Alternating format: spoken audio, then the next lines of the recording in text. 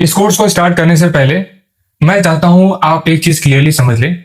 ये सिर्फ एक ट्रेडिंग कोर्स नहीं है, ये एक स्ट्रक्चर्ड रोड मैप है जिसमें आप मार्केट को समझेंगे और साथ में इसको कंप्लीट करने के बाद एक डिसिप्लिन ट्रेडर बन पाएंगे। अगले कुछ मिनट में मैं आपको बताऊंगा कि इस कोर्स को मैंने कैसे डिजाइन किया है और किस तरीके से 12 चैप्टर्स को इस्तेमाल करके आप एक कंप्लीट सीरीज को कंप्लीट करने वाले हैं। इस कोर्स का नाम है इंडेक्स एफएनओ, जिसको हम 3 फेजेस में कंप्लीट करने वाले हैं। फेज 1 में हम समझते हैं कि मार्केट की लैंग्वेज क्या है, यानी कि कैंडल्स क्या होती हैं, मार्केट के ट्रेंड्स क्या होते हैं, मार्केट का बिहेवियर क्या होता है, यानी टेक्निकल एस्पेक्ट्स को हम लोग इसमें कवर करेंगे। अब आता है फेज 2, जिसमें हम लोग ऑप्शंस के फंडामेंटल को समझते हैं, यानी ऑप्शन किस तरीके से बने हैं, किस तरीके से चलते हैं, या उनके डायनेमिक्स क्या होते हैं। कंप्लीट डिटेल समझेंगे हमारे ऑप्शंस ट्रेडिंग का। और फिर आता है लास्ट और थर्ड फेज, जिसके अंदर हम अपनी स्ट्रैटेजीज को डिप्लॉय करते हैं। इन स्ट्रैटेजीज में हम समझते हैं कि मार्केट में अपॉर्चुनिटी कैसे ढूंढनी है, ट्रेड्स कैसे प्लान करने हैं, और साथ में एल्गोस किस तरीके से डिप्लॉय करने हैं अपने ट्रेडिंग सिस्टम में। याद रखिए, हर एक चैप्टर एक नई स्किल को ऐड करेगा और बिना इसके आप ऑप्शन ट्रेडिंग में कभी सक्सेसफुल नहीं हो सकते। इसलिए हर चैप्टर को अच्छे से कवर करिएगा ताकि कुछ भी मिस ना हो। अगर इस कोर्स को आप कंप्लीटली डिसिप्लिन के साथ फॉलो करोगे तो मैं एक चीज गारंटी से बोल सकता हूं कि आप कोर्स के एंड तक स्ट्रक्चर्ड वे में डिसीजन लेना सीख जाओगे और आप एक प्रॉफिटेबल ट्रेडर बन सकते हो। इंडेक्स एफएनओ कोर्स का चैप्टर नंबर 1 यानी कि कैंडलस्टिक्स आज से हम स्टार्ट करने वाले हैं और कैंडलस्टिक को मैं 3 पार्ट्स में कवर करने वाला हूँ। सबसे पहले हम समझेंगे डेफिनेशन, यानी कि कैंडलस्टिक क्या है और इसका बेसिक्स क्या है। फिर हम समझेंगे एनाटॉमी, यानी कि किन किन पॉइंट से या किन पोर्शन से कैंडल बनी होती है जो कि हमको कंसीडर करना चाहिए। और फिर हम समझेंगे टाइप्स ऑफ कैंडलस्टिक, यानी कि जब भी आप चार्ट ओपन करते हो तो आपको जो मल्टीपल टाइप्स ऑफ कैंडल्स दिखती है उसको किस तरीके से आइडेंटिफाई करना है। तो चलिए बेसिक से स्टार्ट करते हैं। कैंडलस्टिक्स क्या है? तो सबसे पहला पॉइंट है प्राइस का विजुअल रिकॉर्ड, यानी कि कैंडलस्टिक एक चार्ट फॉर्मेशन है जो किसी भी स्टॉक या इंडेक्स की प्राइस मूवमेंट को एक डिफाइंड टाइम इंटरवल के लिए रिप्रेजेंट करता है, जिसमें 1 मिनट, 5 मिनट या एक दिन भी हो सकता है। इसका मतलब है, मान लो रिलायंस स्टॉक है, ये 9:15 पे खुला और 9:20 तक इसने कुछ मूवमेंट किया। अब प्राइस कहीं खुला होगा, यानी ओपन होके फिर एक लो लगाया, फिर एक हाई लगाया और फिर क्लोज कर गया, यानी कि पूरे 5 मिनट के अंदर इसमें काफ़ी ज़्यादा प्राइस फ्लक्चुएशन हुआ। तो इसको देखने का क्या तरीका हो सकता है, इसको समझने का क्या तरीका हो सकता है? तो ये तरीका होता है कैंडल स्टिक, यानी कैंडल्स हमको उस 5 मिनट या 10 मिनट या जो भी टाइम फ्रेम आप देख रहे हो उसके अंदर कितना प्राइस मूवमेंट हुआ उसको समझने का एक तरीका है। अब समझते हैं पॉइंट 2, 4 कोर प्राइस पॉइंट्स, यानी कि एक कैंडल के अंदर 4 इन्फॉर्मेशन होता है जो कि हम कैंडल को देख के समझ सकते हैं। वो 4 इन्फॉर्मेशन है low of the candle, open of the candle, close और हाई ऑफ द कैंडल, यानी कि प्राइस ने उस टाइम पे, पर्टिकुलर टाइम पे किस तरीके से रिएक्ट किया, यानी कि ओपनिंग क्या था प्राइस का, लो क्या है, हाई क्या है और क्लोज क्या है। ये 4 डेटा कौन बताता है? कैंडलस्टिक बताता है। यही 4 डेटा हमारे लिए ट्रेडिंग में बहुत इंपॉर्टेंट होता है, क्योंकि इसको देख के ही हम अपने फर्दर डिसीजंस को बिल्ड करते हैं। अब समझते हैं पॉइंट नंबर 3, यानी मार्केट के सेंटीमेंट को। कैंडलस्टिक वो तरीका है जिससे मैं समझ सकता हूँ कि किसी एक कैंडल के अंदर या प्राइस के अंदर किस तरीके से बायर्स ने रिएक्ट किया या सेलर्स ने रिएक्ट किया। अगर बड़ी कैंडल दिखाई देती है आपको बड़ी बॉडी के साथ, तो मैं ये कह सकता हूँ कि वहाँ पे बायर्स ने ज़्यादा क्वांटिटी लिफ्ट किया, यानी कि बाई किया। और वहीं पे अगर बड़ी रेड कैंडल दिखती है तो मैं ये बोल सकता हूँ कि वहाँ पे सेलर्स ने ज़्यादा क्वांटिटी सेल किया है, यानी कि प्राइस किस तरफ आया, नीचे की तरफ आया। तो ये सारे 3 इंपॉर्टेंट पॉइंट्स जो कि कौन बताता है? कैंडलस्टिक ही बता सकता है। अब समझ लेते हैं टॉपिक नंबर 2, यानी कि एनाटॉमी ऑफ कैंडलस्टिक। अब कैंडलस्टिक जो बनी है उसके अंदर क्या क्या इंपॉर्टेंट डेटा या पॉइंट्स होते हैं। तो सबसे पहले जो ग्रीन कैंडल होती है उसको बुलिश कैंडल कहा जाता है और जो रेड कैंडल होती है उसको बियरिश कैंडल कहा जाता है। इसके अंदर भी 2 पार्ट्स होते हैं, यानी कि ये जो पतली स्टिक दिख रही है इसको हम विक बोलते हैं, टेल बोलते हैं और शैडो बोलते हैं। और यहाँ पे भी जो रेड कैंडल है इसको भी विक ही बोलेंगे, टेल और शैडो बोलेंगे। और फिर ये जो बॉडी दिख रही है आपको, यानी कि ये पूरा पोर्शन जो भरा हुआ है ग्रीन कलर का, इसको हम बॉडी बोलते हैं। और ये रेड पोर्शन जो कम्प्लीटली फिल्ड है इसको भी हम बॉडी बोलते हैं। तो एक कैंडल जो होती है उसके अंदर 2 मेजर पोर्शन होता है, या तो विक और बॉडी, और रेड है तो भी विक और बॉडी। अब इसमें 4 इंपॉर्टेंट डेटा होता है जो कैंडल बताती है। तो डेटा नंबर 1 कि प्राइस ने हाई क्या लगाया, डेटा नंबर 2 प्राइस ने लो क्या लगाया। अगर ग्रीन कैंडल है तो हमेशा जो ओपनिंग रहता है वो नीचे रहता है और क्लोजिंग कहाँ रहता है, ऊपर, यानी प्राइस नीचे से ऊपर की तरफ गया है, इसीलिए यहाँ पे एक ग्रीन कैंडल फॉर्म हुआ है। उसी तरीके से अगर मैं बेरिश कैंडल की बात करूँ तो हाईएस्ट को हाई ऑफ द कैंडल बोलते हैं, लोएस्ट को लो ऑफ द कैंडल बोलते हैं, और हमेशा ओपनिंग प्राइस ऊपर की तरफ रहेगा और क्लोजिंग प्राइस नीचे की तरफ रहेगा। तो ये एनाटॉमी है, यानी कि ये इंपॉर्टेंट पॉइंट्स हैं जो एक ट्रेडर को समझ में आना चाहिए। अब समझ लेते हैं टॉपिक नंबर 3, यानी टाइप्स ऑफ कैंडलस्टिक को। तो वैसे तो कैंडलस्टिक कई तरीके की होती है, जब भी आप चार्ट ओपन करोगे तो आपको मल्टीपल कैंडलस्टिक देखने को मिलेगा, लेकिन हमारे फ्रेमवर्क में सिर्फ दो तरीके की कैंडल्स हैं। पहला है एक्सप्लोजिव कैंडल और दूसरा होता है बोरिंग कैंडल। एक्सप्लोजिव कैंडल वो कैंडल है जिसका बॉडी हाई लो रेंज का 75% या उससे ज़्यादा होता है। बोरिंग कैंडल वो है जिनका हाई एंड लो रेंज 50% या उससे कम होता है। ये वीक या साइडवेज मार्केट को दर्शाती है। अब इसको मैं और थोड़ा सा डिटेल में समझाऊंगा। अब यहाँ देखो, ये है लो ऑफ द कैंडल और ये है हाई ऑफ द कैंडल, और जो इसकी बॉडी है वो कहीं ना कहीं 75% है, यानी कि बॉडी बहुत बड़ी है और विक क्या है, छोटी है। तो ऐसी कैंडल जिसमें बॉडी बहुत बड़ी दिखाई देती है और विक छोटी दिखाई देती है उसको हम कहते हैं एक्सप्लोजिव कैंडल। अब इसमें रेड कैंडल भी हो सकता है और ग्रीन कैंडल भी हो सकता है। अब समझते हैं बोरिंग कैंडल किसको कहा जाता है। बोरिंग कैंडल में जो लो एंड हाई है उसके बीच में जो बॉडी दिखाई देती है वो 50% या उससे कम होती है, यानी कि छोटी बॉडी और बड़ी विक, इस तरीके का अगर फॉर्मेशन दिखाई देता है तो आप उसको बोरिंग कैंडल बोल सकते हो। तो यहाँ पे मैंने कैंडलस्टिक के तीनों टॉपिक्स को कवर कर लिया है। सबसे पहले हमने समझा कैंडलस्टिक क्या होता है, फिर हमने समझा कैंडलस्टिक के अंदर कौन से इंपॉर्टेंट पॉइंट्स या डेटा होते हैं जिनको देखना होता है, और फिर हमने समझा टाइप्स ऑफ कैंडलस्टिक, यानी कैंडलस्टिक कितने टाइप्स के हो सकते हैं। अब मैं इन सारे कॉन्सेप्ट्स को चार्ट के ऊपर अप्लाई करूंगा ताकि आपको प्रैक्टिकली भी समझ में आए कि कैंडल्स को किस तरीके से देखा जाता है। यहाँ पे हमारे पास निफ्टी का 1 मंथ का टाइम फ्रेम का चार्ट ओपन है और हम लोग यहाँ पे कैंडलस्टिक को रीड करने की कोशिश करेंगे। सो सबसे पहले समझ लेते हैं कि कैंडलस्टिक को किस तरीके से रीड करना है। मैंने अभी एक कॉन्सेप्ट बताया था, जिस भी कैंडल में विक छोटा होता है और बॉडी बहुत बड़ा होता है उसको हम कहते हैं एक्सप्लोजिव कैंडल। तो ये जो अभी कैंडल फॉर्मेशन है जिसमें अभी 25 दिन बाकी है क्लोजिंग के लिए, तो अभी के लिए ये क्या है, एक्सप्लोजिव कैंडल फॉर्म हो रहा है। इस कैंडल को आप क्या बोलोगे? ये ग्रीन कलर का कैंडल है जिसमें बॉडी छोटा है और विक बड़ा दिखाई दे रहा है। तो अगर इस तरीके की बॉडी है और बड़े विक्स हैं तो इसको कहोगे आप बोरिंग कैंडल। इस रेड कैंडल को आप क्या बोलोगे? बोरिंग। इस ग्रीन को भी आप क्या बोलोगे? बोरिंग। अब यहाँ पे एक बड़ी सी रेड कैंडल आई है जिसमें विक छोटा है और बॉडी ना के बराबर है, इसको आप क्या बोलोगे? इसको आप बोलोगे एक्सप्लोजिव कैंडल। फिर इस कैंडल को आप देखो ध्यान से, इसको भी आप क्या बोलते हो? बोरिंग, क्योंकि इसका जो बॉडी है वो छोटा है और विक काफ़ी बड़ा है। इसको एक्सप्लोजिव बोलोगे क्योंकि बॉडी बड़ा है और विक छोटा है। ये boring, boring, explosive, boring, boring, explosive, explosive, boring, boring और एक्सप्लोजिव। आई होप जब भी आप किसी भी स्क्रिप्ट यानी कि इंडेक्स हो, क्रिप्टो हो, कोई भी चार्ट ओपन करोगे तो आपको इजीली आइडेंटिफाई हो जाएगा कि किस तरीके की यानी किस टाइप की कैंडल है। सो यहाँ पे मैंने एक छोटा सा प्रैक्टिकल ओवरव्यू दिया है कि कैंडल स्टिक को किस तरीके से देखा जाता है, कैंडल स्टिक में क्या क्या इंपॉर्टेंट पोर्शंस होते हैं और किस तरीके से उसको जज किया जाता है। फिर भी अगर कोई क्वेश्चन है तो आप नोट डाउन करके लिख सकते हैं। अभी मैं लाइव आऊँगा तो इसका आंसर करने का कोशिश करूँगा।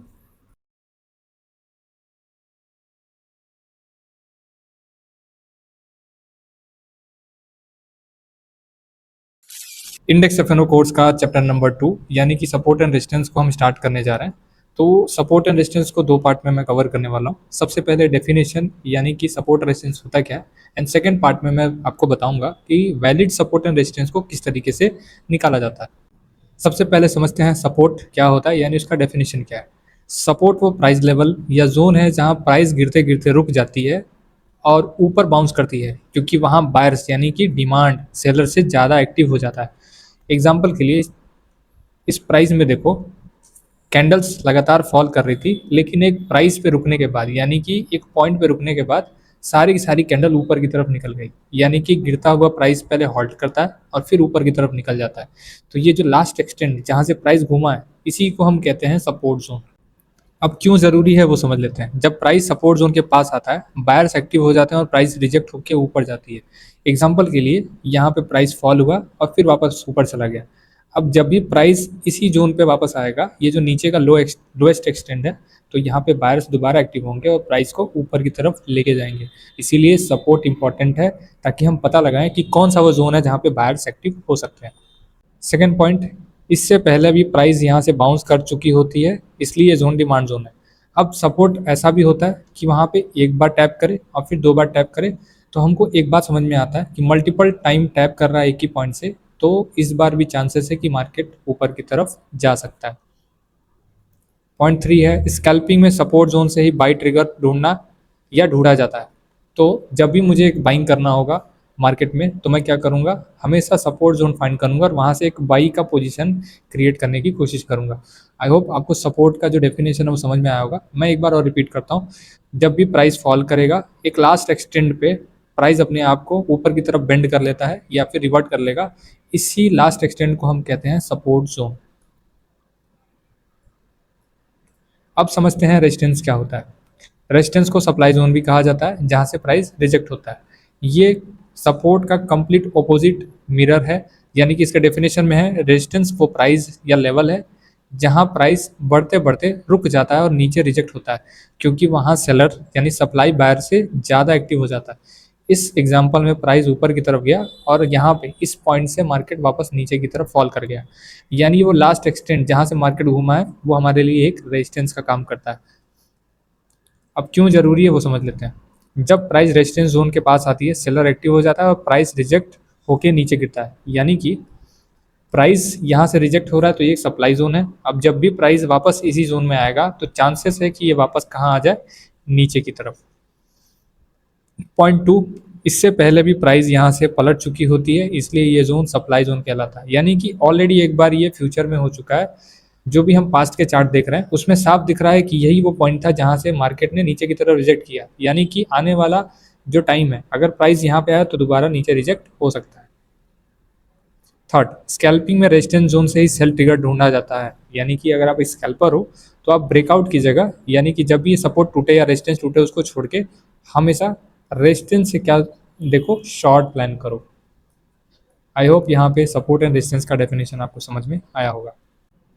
अब टॉपिक नंबर 2 को कवर करते हैं, जिसमें हम समझते हैं कि कैंडल्स को किस तरीके से कंफर्म करना है, यानी कैंडल्स को देख के वैलिड सपोर्ट और रेजिस्टेंस कैसे निकाला जाता है। अब मैंने बताया था प्राइस ऊपर की तरफ जा रही है और एक हाईएस्ट हाई लगा इस कैंडल में और उसके बाद यहाँ से प्राइस नीचे रिजेक्ट हो गया, यानी सारी की सारी कैंडल उसके नीचे बनने लगी। तो हम वैलिड सपोर्ट या रेजिस्टेंस ढूंढने के लिए कैंडल्स के नंबर को काउंट करते हैं। अगर मुझे एक वैलिड रेजिस्टेंस ढूंढना है तो हाईएस्ट प्राइस जो कैंडल का बना है उससे 10 कैंडल नीचे क्लोज होना चाहिए, यानी कि देखो 1 2 3 4 5 6 7 8 9 10। अगर 10 कैंडल नीचे की तरफ रिजेक्ट हो जाती है बिना प्रीवियस मेजर हाई को ब्रेक किए, तो ये एक वैलिड रेजिस्टेंस है। वैलिड रेजिस्टेंस या सपोर्ट हम इसलिए पढ़ते हैं ताकि हम ट्रेडिंग में ट्रैप से बच पाएँ, क्योंकि हर एक हाई या हर एक लो हमारा सपोर्ट या रेजिस्टेंस नहीं होता। कुछ हाईज एंड लो सिर्फ और सिर्फ ट्रैप करने के लिए बनाए जाते हैं, यानी कुछ रेजिस्टेंस जैसा दिखने वाला फॉर्मेशन आपको ट्रैप कर सकता है। तो आपको ये कंफर्म करना होगा कि जो रेजिस्टेंस या जो सपोर्ट मैं मार्क कर रहा हूँ वो वैलिड है कि नहीं। तो वैलिडेशन के लिए मैं क्या करता हूँ, 10 कैंडल उस लोएस्ट प्राइस से ऊपर की तरफ क्लोज होना चाहिए। 1 2 3 4 5 6 7 8 9 10, यानी कि ये जो लो प्राइस है इसके नीचे किसी भी कैंडल का लो नहीं आया, तो ये एक मेरे लिए वैलिड सपोर्ट का काम करेगा। आई होप यहाँ पे आपने ये दोनों टॉपिक अच्छे से समझ लिया होगा। इसको मैं एक बार आपको चार्ट पे एक्सप्लेन करूंगा ताकि आपको और बेहतर समझ में आए। हम आ चुके हैं निफ्टी के 1 मिनट के टाइम फ्रेम पे और यहाँ पे हम सपोर्ट एंड रेजिस्टेंस को मार्क करने की कोशिश करेंगे। जैसा कि डेफिनेशन में हमने समझा कि वो लास्ट एक्सटेंड जहाँ से प्राइस रिजेक्ट हो जाता है उसको हम रेजिस्टेंस बोलते हैं, और वो लोएस्ट जहाँ से प्राइस ऊपर की तरफ वापस रिवर्ट हो रही है उसको हम सपोर्ट बोलते हैं। तो हर एक प्राइस रिजेक्शन जहाँ से प्राइस गिर रहा है, हर एक पॉइंट जहाँ से प्राइस ऊपर की तरफ ट्रैवल कर रहा है, वो सपोर्ट एंड रेजिस्टेंस की तरह ऐड करता है। लेकिन हर एक रिजेक्शन डाउन साइड या अप साइड वैलिड सपोर्ट या रेजिस्टेंस फॉर्म नहीं करता। उसके लिए मुझे 6 कैंडल्स की कंफर्मेशन की ज़रूरत है। एग्जाम्पल के लिए यहाँ पे ये हाईएस्ट कैंडल है और यहाँ से प्राइस नीचे फॉल हुआ, तो मैं इस हाईएस्ट कैंडल पे एक लाइन ड्रॉ करूँगा और फिर 10 कैंडल्स को काउंट करूँगा। 1 2 3 4 5 6 7 8 9 10, यानी कि इस हाई के नीचे 10 कैंडल क्लोज हो गई किसी भी मैनर में, तो ये मेरे लिए हो गया रेसिस्टेंस। किस टाइप का रेजिस्टेंस, एक वैलिड रेजिस्टेंस। अब देखो ये लोएस्ट प्राइस है, यहाँ से प्राइस ऊपर की तरफ मूव कर रहा है, तो इसको अगर कंफर्म करना है तो मुझे 10 कैंडल नीचे से काउंट करना होगा। 1 2 3 4 5 6 7 8 9 10, अब जाके ये बना वैलिड सपोर्ट। ठीक है, तो यहाँ पे मैंने valid support and valid resistance को कैसे फाइंड करना है एक छोटा सा ओवरव्यू दिया। अब यहाँ पे देखो प्राइस यहाँ पे छोटा सा रिजेक्शन लिया, यानी कि प्राइस टॉप पे गया और नीचे गिर गया। अब इसके नंबर ऑफ कैंडल्स को काउंट करेंगे, 1 2 3 4 5 6 7 8 9, 10th कैंडल ने इसको ब्रेक कर दिया। तो मेरा क्वेश्चन आपके सामने यही है कि क्या ये वैलिड सपोर्ट, क्या ये वैलिड रेजिस्टेंस है? अगर ये वैलिड रेजिस्टेंस है तो क्यों है? तो मेरे फॉर्मूला के हिसाब से ये वैलिड रेजिस्टेंस नहीं है, यानी कि 10th कैंडल ने इसके हाई को ब्रेक कर दिया, ये इनवैलिड रेजिस्टेंस है। तो ये ट्रैप है, हो सकता है मार्केट ऊपर जाए लेकिन ऊपर ना जाके वापस कहाँ जाए, नीचे। सो आई होप यहाँ पे आपने ये एग्जांपल समझ लिया होगा कि सपोर्ट रेजिस्टेंस क्या होता है और उसको वैलिड तरीके से किस तरीके से फाइंड किया जा सकता है। अगर फिर भी आपको कोई कन्फ्यूज़न या कोई क्वेश्चन रह जाता है तो आप नोट डाउन कर लो, जब मैं लाइव आऊँगा तो वहाँ पे आप अपने क्वेश्चंस को पूछ सकते हो। इंडेक्स एफ कोर्स का चैप्टर नंबर 3 यानी मार्केट स्ट्रक्चर को हम स्टार्ट करने जा रहे हैं। तो यहाँ पे हम समझते हैं कि मार्केट स्ट्रक्चर होता क्या है और इसके अंदर कौन कौन से टॉपिक्स हम कवर करने वाले हैं। तो सबसे पहले हम इसका डेफिनेशन समझ लेते हैं कि मार्केट स्ट्रक्चर है क्या। तो पॉइंट 1 कहता है मार्केट कभी सीधा लाइन में नहीं चलता, यानी कि मार्केट स्ट्रेट फॉरवर्ड अगर ऊपर जा रहा है तो ऊपर कंटिन्यूस नहीं जा सकता, और नीचे अगर आ रहा है तो कंटिन्यूस नीचे नहीं आ सकता। ठीक है, तो ये पॉइंट 1 है। पॉइंट 2 क्या बोलता है, हमेशा जिगजैग में चलता है, ऊपर नीचे। इसका मतलब है कि प्राइस हमेशा पॉइंट ए से पॉइंट बी जाएगा, फिर फॉल करेगा, फिर नेक्स्ट मूव बनाएगा, फिर फॉल करेगा। अब इसके आगे अगर इसको जाना होगा तो फिर ऊपर जाके या तो नीचे आ जाएगा या तो वापस ऊपर कंटिन्यू कर जाएगा। सो बेसिकली इसका फॉर्मेशन जिगजैग होता है। अब समझते हैं पॉइंट नंबर 3, इन जिगजैग मूव से बनता है हाइज एंड लोस। तो ये जो पॉइंट है, ये जो लोएस्ट प्राइस है, इसको कहा जाता है स्विंग लो। इसको क्या कहा जाएगा, स्विंग लो। और ये जो हाईएस्ट प्राइस है इसको बोला जाएगा स्विंग हाई। मतलब प्राइस लो भी बनाता है, हाई भी बनाता है, फिर एक लो बनाएगा, फिर एक हाई बनाएगा, फिर एक लो बनाएगा और फिर एक हाई बनाएगा। सो मार्केट हमेशा हाइज एंड लोस के फॉर्मेशन में चलता है। अब लास्ट, यही हाइज एंड लोस का पैटर्न कहलाता है मार्केट स्ट्रक्चर। सो ये जो कंप्लीट पिक्चर आप देख पा रहे हो, इसी फॉर्मेशन को हम मार्केट स्ट्रक्चर बोलते हैं। तो ये एक छोटा सा डेफिनेशन है जिससे आपको समझ में आया होगा कि मार्केट स्ट्रक्चर होता क्या है। तो नेक्स्ट टॉपिक पे चलते हैं, टॉपिक नंबर 2, बिल्डिंग ब्लॉक्स, यानी कि स्विंग हाइज एंड स्विंग लोज क्या होते हैं उसको समझते हैं। वो पॉइंट जहाँ प्राइस ऊपर जाता है, रुक कर नीचे पलट गया, उसको कहा जाएगा स्विंग हाई। इससे पहले मैंने सपोर्ट एंड रेजिस्टेंस बताया था। सो बेसिकली जब भी रेजिस्टेंस फॉर्म होने वाला होता है उसी प्राइस को स्विंग हाई कहा जाता है। ठीक है, और जहाँ पे भी हमारा सपोर्ट फॉर्म होता है, यानी वो पॉइंट जहाँ प्राइस नीचे जाते जाते रुक कर वापस पलट जाए, जैसे मान लो यहाँ पे प्राइस आया, यहाँ से वापस ऊपर की तरफ शिफ्ट हो जाए, तो ये प्राइस होगा स्विंग लो। इसको कहा जाएगा स्विंग हाई और इसको कहा जाएगा स्विंग लो। ठीक है, ये हमारा दूसरा पॉइंट था। अब हम नेक्स्ट टॉपिक की तरफ चलते हैं। नेक्स्ट चैप्टर है हमारा ट्रेंड एनालिसिस, लेकिन थोड़ा सा उस पोर्शन में से यहाँ पे एक छोटा सा हिस्सा मैंने रखा है ताकि आपको ट्रेंड के बारे में थोड़ा आइडिया लगे। तो मैंने फर्स्ट पॉइंट क्या बताया था कि मार्केट स्ट्रेट फॉरवर्ड नहीं जाता है, जिगजैग करता हुआ या तो ऊपर जाएगा, जिगजैग करता हुआ या तो नीचे आएगा।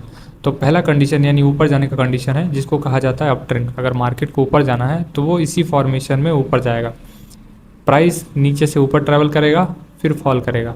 तो मैंने अभी जस्ट बताया कि जो प्राइस ऊपर से रिजेक्ट होता है उसको कहा जाता है स्विंग हाई, है ना, अभी जस्ट बताया था मैंने स्विंग हाई। और जब प्राइस नीचे से ऊपर की तरफ ट्रैवल करती है तो ये बनता है स्विंग लो, फिर ऊपर से नीचे आएगा तो स्विंग हाई और फिर स्विंग लो।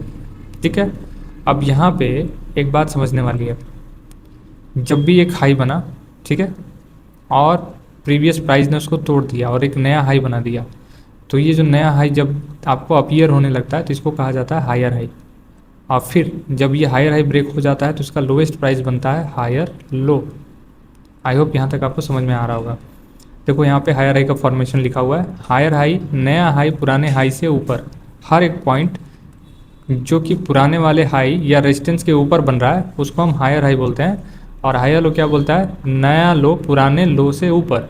ये देखो यहाँ पे एक नया लो लगा है, इस प्राइस का लोएस्ट प्राइस है लेकिन इस वाले लो के ऊपर बना है, तो इसको क्या बोला जाएगा, हायर लो कहा जाएगा। सो ये जो स्ट्रक्चर होता है इसको हम कहते हैं अप ट्रेंड का स्ट्रक्चर, यानी हाई लगता है, लो लगता है, हाई लगता है, लो लगता है, हाई लगता है। लेकिन खास बात, हर बार रेजिस्टेंस टूटेगा, सपोर्ट क्या होगा, प्रीवियस सपोर्ट बचा रहेगा, वो ब्रेक नहीं होगा। ना तो ये ब्रेक हुआ, ना तो ये ब्रेक हुआ, ना तो ये। इसी स्ट्रक्चर को अप ट्रेंड कहा जाता है। अब चलते हैं दूसरे ट्रेंड पे, यानी डाउन ट्रेंड का स्ट्रक्चर क्या होता है उसको समझते हैं। मार्केट क्या होगा, फॉल करेगा, फिर पुल बैक लगाएगा, फिर फॉल, फिर पुल बैक। यहाँ क्या हो रहा है, एक लो लग रहा है और लो ब्रेक हो गया, यानी एक नया लो लग गया। यानी कि यहाँ पे दो डेफिनेशन लिखा है, यानी कि यहाँ पे 2 पॉइंट हो सकता है, या तो लोअर हाई बनेगा या तो लोअर लोअर लो। तो लोअर हाई का डेफिनेशन क्या बोलता है, लोअर हाई नया हाई पुराने हाई के नीचे। ये एक हाई लगा है, देखो इस प्राइस से ऊपर गया, फिर ये नीचे फॉल हो गया। लेकिन एक खास बात क्या है कि ये प्रीवियस जो हमारा हाई था, यानी ये वाले हाई के नीचे बना ये वाला हाई, इसीलिए इसको कहा जाता है लोअर हाई। आई होप आपको समझ में आ रहा होगा। फिर नेक्स्ट पॉइंट क्या है, लोअर लो। लोअर लो क्या होता है, नए लो पुराने लो से नीचे। एक नया लो लग गया पुराने लो से, यानी सपोर्ट के नीचे यहाँ पे प्राइस आ चुका है, तो ये प्राइस क्या बनेगा, लोअर लो। फिर वही same formation, lower high lower low, lower high lower low. I hope आपको अप ट्रेंड और डाउन ट्रेंड की कंडीशन समझ में आई होगी। डाउन ट्रेंड मतलब मार्केट को नीचे जाना है तो इसी फॉर्मेशन में नीचे की तरफ ट्रैवल करेगा, और मार्केट को अगर ऊपर जाना है तो इस फॉर्मेशन में क्या करेगा, प्राइस ऊपर की तरफ जाएगा। 2 important term, higher high and higher low. Higher high मैंने बताया, नया हाई पुराने हाई से ऊपर। एक हाई बनता है जो कि प्रीवियस हाई से ऊपर है तो वो बन जाता है हायर हाई। एक नया हाई जो कि पुराने हाई से ऊपर है तो बनेगा हायर हाई। और सेम हायर लो क्या बोलता है, नया लो पुराने लो के ऊपर। ये लो बना है लेकिन इसके ऊपर बना है, ये भी एक लो बना है लेकिन ये प्रीवियस वाले के ऊपर बना है। सो ये हमारा अप ट्रेंड का कंडीशन होता है। आई होप आपको अप ट्रेंड और डाउन ट्रेंड यहाँ पे समझ में आ गया होगा। अब आते हैं पॉइंट नंबर 3, यानी कि break of structure. Break of structure किसको बोलते हैं, जब प्राइस पुराने हाई को तोड़कर सेम डायरेक्शन में आगे निकल जाए। ध्यान से समझो, ये एक हाई था यानी स्विंग हाई, और ये स्विंग हाई टूट गया। अब प्राइस कहाँ निकल गया, ऊपर निकल गया। और ट्रेंड क्या है, मतलब डायरेक्शन क्या है, ऊपर की तरफ है, तो उसको कहा जाएगा ब्रेक ऑफ स्ट्रक्चर। अब ब्रेक ऑफ स्ट्रक्चर यहाँ लिखा है, लेकिन ये ब्रेक ऑफ स्ट्रक्चर इसको कहा जाता है। ये जो रेजिस्टेंस है जब टूटेगा तो ये बनेगा ब्रेक ऑफ स्ट्रक्चर, ठीक है। या ब्रेक ऑफ स्ट्रक्चर को दूसरे भाषा में बोलें तो ट्रेंड कंटिन्यू होने का सिग्नल, यानी कि ट्रेंड वापस अपने ओरिजिनल डायरेक्शन, यानी कि ऊपर जा रहा था तो वापस ऊपर जा रहा है, और अगर नीचे जा रहा था तो वापस नीचे की तरफ जा रहा है। इसी प्रोसेस को ब्रेक ऑफ स्ट्रक्चर या बॉस कहा जाता है। अब समझ लेते हैं चेंज ऑफ कैरेक्टर क्या होता है, जब डायरेक्शन अपने पैटर्न तोड़कर ऑपोजिट डायरेक्शन में ब्रेक करे। अब देखो, एक लो लगा, एक हाई लगा, फिर एक लो लगा। अब इसको जाना कहाँ चाहिए था, ऊपर जाना चाहिए था, रेजिस्टेंस ब्रेक करना चाहिए था, लेकिन अपने रेजिस्टेंस को ब्रेक करने से पहले ही अपने सपोर्ट को ब्रेक कर दिया, की लो को क्या किया, ब्रेक कर दिया। इसी को हम कहते हैं चेंज ऑफ कैरेक्टर, यानी कि अपने डायरेक्शन को इसने क्या किया, चेंज कर लिया। अब ये जो चेंज ऑफ कैरेक्टर, ये बियरिश चेंज ऑफ कैरेक्टर है, यानी कि ये बुलिश था, बियरिश हो गया। लेकिन अगर बुलिश की बात करूं तो प्राइस नीचे गिरेगा, ऊपर जाएगा, फिर नीचे गिरेगा, और फिर वापस ऊपर निकलेगा बिना अपने सपोर्ट को ब्रेक किए। तो ये जो पॉइंट जो ब्रेक होगा इसे हम कहते हैं चोक, या फिर बुलिश चोक कहा जाएगा, यानी change of character. I hope change of character समझ में आया होगा। जब ट्रेंड अपने आप को सेम डायरेक्शन में कंटिन्यू नहीं करता तो उसको चेंज ऑफ कैरेक्टर बोलते हैं। चाहे नीचे से ऊपर की तरफ जाना था, उसने अपना डायरेक्शन नीचे कर लिया, या तो ऊपर से नीचे जा रहा था तो डायरेक्शन चेंज कर लिया। इस पूरे प्रोसेस को चेंज ऑफ कैरेक्टर बोलते हैं। अब समझते हैं कंपैरिजन, ब्रेक ऑफ स्ट्रक्चर और चेंज ऑफ कैरेक्टर में फ़र्क क्या है। ब्रेक ऑफ स्ट्रक्चर क्या बोलता है, सेम डायरेक्शन में ब्रेक होगा, मतलब पहले एक रेजिस्टेंस टूट गया था, फिर दोबारा क्या टूटेगा, रेजिस्टेंस ही टूटेगा। यानी कि प्रीवियस देखो पहले क्या हुआ है, अगर प्रीवियस रेजिस्टेंस टूटा है और फिर रेजिस्टेंस टूट रहा है तो उसको ऑटोमेटिकली बॉस बोल देंगे। मान लो ऐसे स्विंग हाई बना, अब प्राइस धीरे धीरे जाके इसको ब्रेक करने जा रहा है। अगर ब्रेक कर दिया तो आप कंफर्म करो कि पहले क्या टूटता था, रेजिस्टेंस, यानी फिर क्या टूट रहा है, रेजिस्टेंस। इसको ऑटोमेटिकली हम बोल देंगे break of structure. So break of structure निकालने का बिल्कुल ये सिंपल तरीका है, पुराने ट्रेंड को कंफर्म करता है। तो बहुत बेसिक अभी मैंने बताया, जाहिर सी बात है बार बार रेजिस्टेंस टूट रहा है, यानी कि जो अप ट्रेंड है वो बार बार क्या हो रहा है, कंटिन्यू हो रहा है। पॉइंट 3 क्या बोलता है, ट्रेंड कंटिन्यू का सिग्नल, जो अभी मैंने बताया, जब भी रेजिस्टेंस टूटेगा सेम डायरेक्शन में, इसको बोलेंगे हम ट्रेंड कंटिन्यूएशन। सेम अगर नीचे साइड में ब्रेक हो रहा है तो उसको बोलेंगे हम ट्रेंड कंटिन्यूएशन, क्योंकि पहले भी सपोर्ट टूटा था फिर सपोर्ट टूट गया, तो अगर फिर टूट गया तो क्या हो जाएगा, ब्रेक ऑफ स्ट्रक्चर। मान लो एक स्विंग लो बना और फिर इसने अपने सपोर्ट को तोड़ दिया, तो मैंने पीछे देखा क्या टूटा है, सपोर्ट टूटा है, यानी कि इस बार भी सपोर्ट टूटा है और पिछली बार भी सपोर्ट टूटा था, तो इसको क्या बोलेंगे, ब्रेक ऑफ स्ट्रक्चर बोलेंगे। अब ये ब्रेकआउट स्ट्रक्चर क्यों काम आता है? ये एग्जिस्टिंग पोजीशन में कॉन्फिडेंस देता है। मान लो आपका ट्रेड लॉन्ग साइड में आपने बाई करके रखा है, और जब भी ये ब्रेकआउट स्ट्रक्चर होगा तो आपको कॉन्फिडेंस आएगा कि हाँ, मार्केट मेरे डायरेक्शन में क्या कर रहा है, कंटिन्यू कर रहा है। सेम अब इसमें चोक को देख लेते हैं, चेंज ऑफ कैरेक्टर क्या बोलता है। चेंज ऑफ कैरेक्टर बोलता है ऑपोजिट डायरेक्शन में ब्रेक।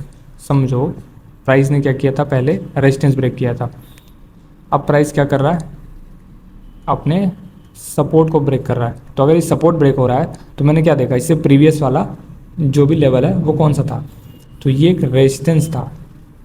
मैंने बताया था अगर रेजिस्टेंस के ऊपर रेजिस्टेंस टूट रहा है तो उसको बोला जाता है ब्रेकआउट स्ट्रक्चर। लेकिन यहाँ क्या हो रहा है, रेजिस्टेंस के नीचे क्या टूट रहा है, सपोर्ट, यानी कि चेंज ऑफ कैरेक्टर हो गया, कैरेक्टर बदल चुका है, डाउन साइड का हो चुका है। तो इसी पूरे प्रोसेस को, ये जो सपोर्ट है इसी को बोल दिया जाएगा चोक, चेंज ऑफ कैरेक्टर।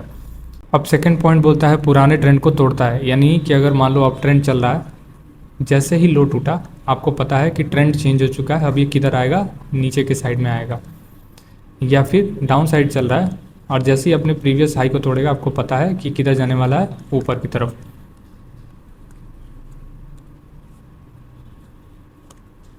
अब चोक बताता क्या है, चोक बताता है ट्रेंड रिवर्सल की वार्निंग, यानी कि ट्रेंड जो चल रहा था, जो अप ट्रेंड है या जो डाउन ट्रेंड है, वो क्या होने वाला है, चेंज होने वाला है, वो कहीं ना कहीं अपने डायरेक्शन को चेंज करेगा। सो ये चीज़ की वार्निंग कौन देता है, चोक देता है। और फिर लास्ट में नए सेटअप के लिए अलर्ट करता है, यानी कि अगर आपका कोई लॉन्ग पोजीशन है और चोक हो गया तो आपको एक चीज़ समझ में आ जाता है, मार्केट डाउन साइड में कंटिन्यू करेगा, तो मैं क्या कर सकता हूँ, अपने एग्जिस्टिंग पोजीशन को क्लोज कर सकता हूँ और नया पोजीशन डाउन साइड के लिए बना सकता हूँ। सो ये पूरा का पूरा हमारा चेंज ऑफ कैरेक्टर और ब्रेकआउट स्ट्रक्चर के बीच का डिफरेंस है। अब देखो की पॉइंट्स क्या है, की पॉइंट समझो, मार्केट सीधा नहीं चलता, हमेशा जिगजैग में चलेगा। अप ट्रेंड का मैंने कंडीशन बताया, हायर हाई हायर लो का फॉर्मेशन इस तरीके का। डाउन ट्रेंड में क्या होता है, लोअर लो लोअर हाई का फॉर्मेशन। बॉस क्या होता है, सेम डायरेक्शन में, जैसे मान लो अभी फिर सपोर्ट टूट गया तो मैंने देखा पिछली बार भी सपोर्ट टूटा था, यानी कि ये हो गया ब्रेकआउट स्ट्रक्चर, यानी कि मार्केट अपने डायरेक्शन में कंटिन्यू करेगा। और चेंज ऑफ कैरेक्टर, यानी कि ऊपर जा रहा था और सडनली अपने डायरेक्शन को इसने चेंज कर लिया, तो इसको कहा जाएगा चेंज ऑफ कैरेक्टर। सो ये हमारा थ्योरेटिकल पोर्शन था। अभी मैं सेम चीज़ को एक बार चार्ट पे आपको रिपीट करके बताऊंगा ताकि आप इसको प्रैक्टिकली करना भी सीख जाओ। सो हम लोग आ चुके हैं निफ्टी के लाइव चार्ट के ऊपर, और मैं यहाँ पे स्ट्रक्चर मैपिंग करूँगा, यानी मार्केट के स्ट्रक्चर को स्टेप बाय स्टेप आपको समझाऊंगा। तो सबसे पहला कॉन्सेप्ट जो हमने सीखा था वो swing highs and swing low को कैसे आइडेंटिफाई करना है, इसके बारे में हमने समझा था। तो मैं चार्ट पे एक्सप्लेन करता हूँ कि स्विंग हाई क्या है और स्विंग लो क्या है। इससे पहले वाले चैप्टर मैंने सपोर्ट एंड रेजिस्टेंस फाइंड करना आपको सिखाया था। अब मैं इस चार्ट को थोड़ा सा जूम करूँगा तो ये एक स्विंग लो दिखाई देगा और एक स्विंग हाई दिखाई देगा। स्विंग लो का मतलब वो प्राइस जहाँ पे प्राइस ने अपने आप को बेंड कर लिया या फिर रिवर्ट कर लिया। अब देखो प्राइस ऊपर से फॉल करता हुआ आ रहा था, इस जगह पे रुका प्राइस और फिर ऊपर की तरफ चला गया। तो ये जो पर्टिकुलर जगह है ये मेरा क्या है, इसको मैं कहूँगा स्विंग लो। ठीक है, अब यहाँ देखो प्राइस ये टॉप लगाया और पूरा का पूरा फॉल हो गया, तो ये जो प्राइस होगा वो क्या बनेगा, मेरा स्विंग हाई बनेगा। ठीक है, फिर ये प्राइस देखो यहाँ से प्राइस ऊपर की तरफ गया तो ये बना मेरा स्विंग लो। अब फिर यहाँ पे एक रिजेक्शन आया तो ये बनेगा स्विंग हाई। आई होप आपको स्विंग हाई एंड स्विंग लो समझ में आ रहा होगा। बहुत बेसिक कॉन्सेप्ट है, जहाँ से भी रिजेक्शन आपको दिखाई दे रहा है वो स्विंग हाई और स्विंग लो बनता है। जैसे ये एक रिजेक्शन है तो ये स्विंग लो, यहाँ से एक रिजेक्शन आया तो स्विंग हाई, फिर एक रिजेक्शन स्विंग लो, फिर एक रिजेक्शन स्विंग हाई, फिर एक रिजेक्शन स्विंग लो। ठीक है, अब पिछले चैप्टर में मैंने एक कंडीशन बताया था, स्विंग हाई एंड स्विंग लो का एक कंडीशन होता है जिसको हम कहते हैं 10 कैंडल कन्फर्मेशन। जब तक 10 कैंडल नहीं बन जाता, जैसे 1 2 3 4 5 6 7 8 9 10, जब तक 10 कैंडल कंप्लीट नहीं हो जाता तब तक ये वैलिड रेजिस्टेंस नहीं है ना, तब तक ये वैलिड रेजिस्टेंस नहीं है। और जब तक ये वैलिड रेजिस्टेंस नहीं होगा तब तक इसको स्विंग कंसीडर नहीं करना है। आई होप यहाँ पे स्विंग हाई एंड स्विंग लो कैसे आइडेंटिफाई करना है ये आपको समझ में आ गया होगा। इंडेक्स एफएनओ कोर्स के चैप्टर नंबर 4 यानी कि ट्रेंड एनालिसिस को आज हम स्टार्ट करने जा रहे हैं। तो सबसे पहले यहाँ पे हम समझेंगे ट्रेंड एनालिसिस क्या होता है, यानी कि डेफिनेशन समझेंगे और फिर डिफरेंट टाइप्स ऑफ ट्रेंड्स को समझेंगे। चलिए डेफिनेशन से स्टार्ट करते हैं। यहाँ पे ट्रेंड एनालिसिस का मतलब है market is always in A trend for particular period of time. Trend का मतलब होता है डायरेक्शन। बेसिकली मार्केट या तो ऊपर की तरफ जाता है या तो कहीं नहीं जाता या तो नीचे की तरफ जाता है। सेम कॉन्सेप्ट को पर्टिकुलर नेम से जाना जाता है। जैसे कि अगर मार्केट ऊपर जा रहा है, the market is considered in up trend if there are higher high and higher lows are appear.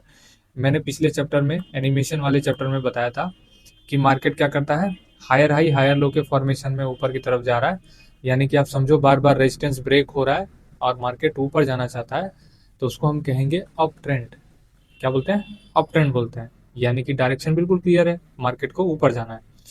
अगर ट्रेंड एनालिसिस को सिंपली मैं बताऊं, अगर अप ट्रेंड आपको समझना है मार्केट में अप ट्रेंड है या नहीं, तो आपको देखना होगा जहां भी प्राइस चल रहा है, ठीक है, जहां भी प्राइस चल रहा है तो उसने पहले क्या किया है, कोई रेजिस्टेंस ब्रेक किया है या कोई सपोर्ट ब्रेक किया है। सपोज करो मार्केट यहाँ पे अभी चल रहा है, तो आप यहाँ से देखोगे नीचे की तरफ, तो यहाँ रेजिस्टेंस इसने ब्रेक कर दिया, तो रेजिस्टेंस ब्रेक हो गया यानी मार्केट अप ट्रेंड में है। यहाँ से देखोगे तो इसने ऊपर की तरफ क्या सपोर्ट किया, क्या ब्रेक किया, सपोर्ट। यानी कि मार्केट किस में चल रहा है, डाउन ट्रेंड में चल रहा है। अब मार्केट के अप ट्रेंड को समझ लिया हमने, डाउन ट्रेंड को समझ लिया। अब आता है हमारा थर्ड, जिसको मैं कहूँगा सबसे डेडलीस्ट मार्केट है, जहाँ पे बहुत सारे ट्रेडर अपना पैसा खो देते हैं, जिसको कहा जाता है साइडवेज मार्केट। अब साइडवेज मार्केट ऐसा सिचुएशन है जहाँ मार्केट ना तो ऊपर की तरफ जाता है ना तो नीचे की तरफ जाता है, और ट्रैप करता है, ये लोगों को फंसाता है, उनकी पोजीशंस को लिक्विडेट करता है। सो साइडवेज मार्केट वो मार्केट है जहाँ ना तो रेजिस्टेंस टूटता है ना तो सपोर्ट टूटता है। अभी ये तीनों को मैं प्रैक्टिकली चार्ट पे बताऊंगा, आपको एक्सप्लेन करूंगा, तब तक आप समझ लो कि ट्रेंड एनालिसिस के अंदर ट्रेड करने से पहले मेरे को ये जानना है कि मार्केट किस फेज में है, मार्केट ऊपर जाना चाहता है, नीचे जाना चाहता है या साइडवेज है। चलो अब चार्ट के ऊपर समझते हैं कि मार्केट के ट्रेंड को कैसे आइडेंटिफाई करना है। मैंने आपको सपोर्ट एंड रेजिस्टेंस सिखाया था चैप्टर नंबर 2 में। तो सबसे पहला काम आपका होना चाहिए ट्रेंड एनालिसिस के लिए कि मेजर सपोर्ट और मेजर रेजिस्टेंस निकालो। मेजर से मतलब है वैलिड। तो यहाँ पे अगर मैं देखूँ ये प्राइस यहाँ पे है और इसका हाईएस्ट प्राइस अगर मैं देखूँ तो ये प्राइस है, तो इसको मैं क्या करता हूँ, मार्क कर लेता हूँ और देखता हूँ क्या ये वैलिड है। तो वैलिड होने के लिए मुझे क्या चाहिए, 10 कैंडल, 1 2 3 4 5 6 7 8 9 10। यानी कि ये वैलिड क्या है, वैलिड रेसिस्टेंस है। लेकिन ये सिर्फ एक पॉइंट है, इससे मुझे ट्रेंड का कोई आइडिया नहीं लगेगा। तो मुझे क्या चाहिए, एक और पॉइंट चाहिए, या तो सपोर्ट या तो रेजिस्टेंस। तो एक रेजिस्टेंस मिला है तो नीचे मुझे क्या मिलेगा, सपोर्ट। तो चलो यहाँ से देखते हैं, ये पॉइंट मेरा क्या है, सपोर्ट है। कैसे सपोर्ट है, क्योंकि ये लोएस्ट प्राइस है और इसके ऊपर 10 कैंडल सस्टेन कर गई। 1 2 3 4 5 6 7 8 9 10, यानी 10 कैंडल सस्टेन होते ही ये बन गया वैलिड सपोर्ट, है ना।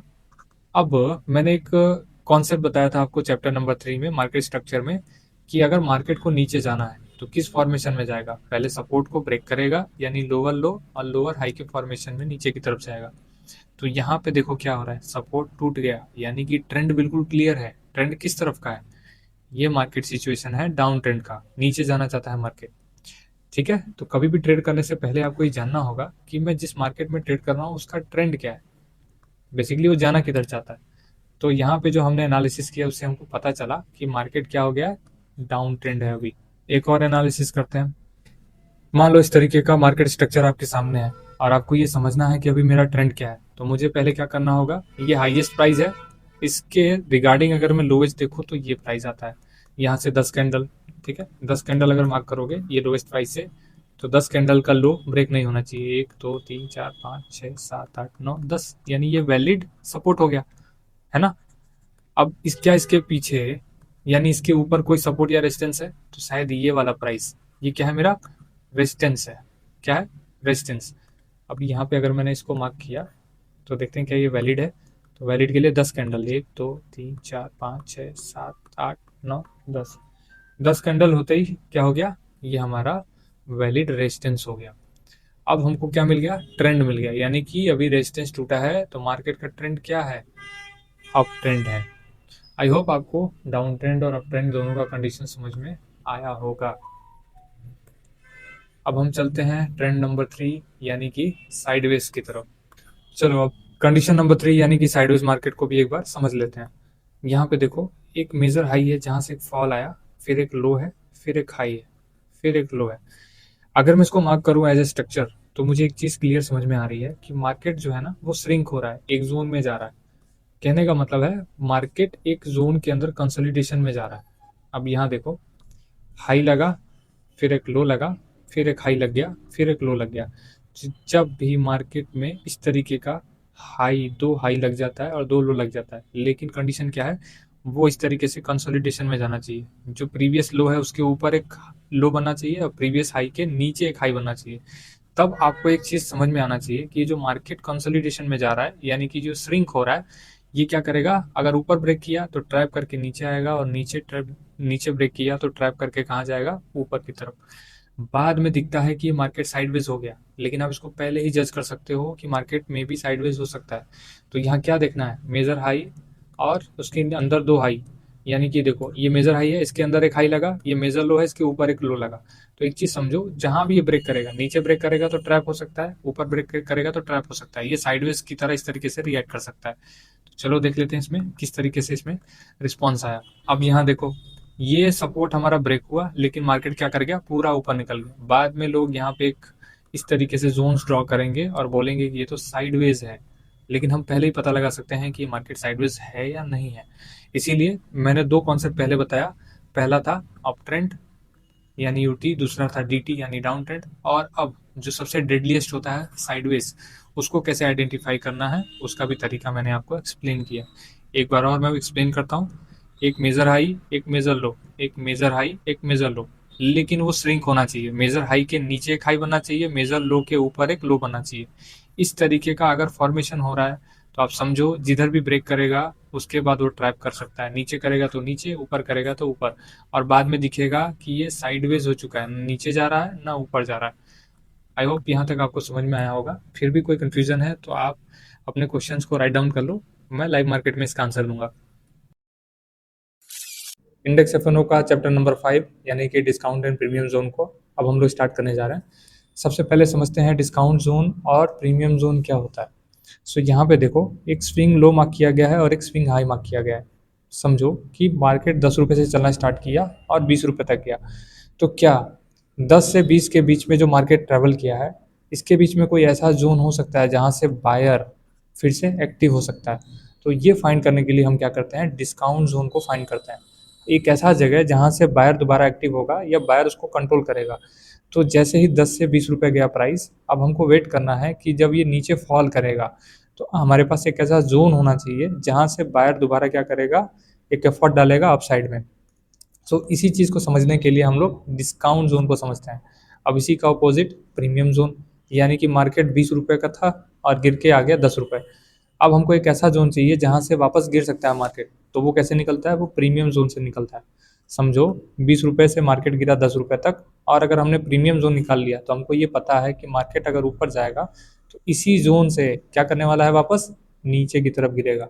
और अगर मार्केट नीचे से ऊपर यानी 10 रुपये से 20 रुपये की तरफ गया है तो गिरते हुए वापस इसी डिस्काउंट जोन से क्या करेगा, अप साइड में ट्रैवल करेगा। आई होप आपको डिस्काउंट और प्रीमियम जोन का छोटा सा एक डेफिनेशन समझ में आया। अभी मैंने आपको ये नहीं बताया कि ये कैसे निकाला जाता है, कैसे बनाया जाता है। मैंने बस इतना एक्सप्लेन किया कि डिस्काउंट जोन क्यों फाइंड करते हैं और प्रीमियम जोन क्यों फाइंड करते हैं।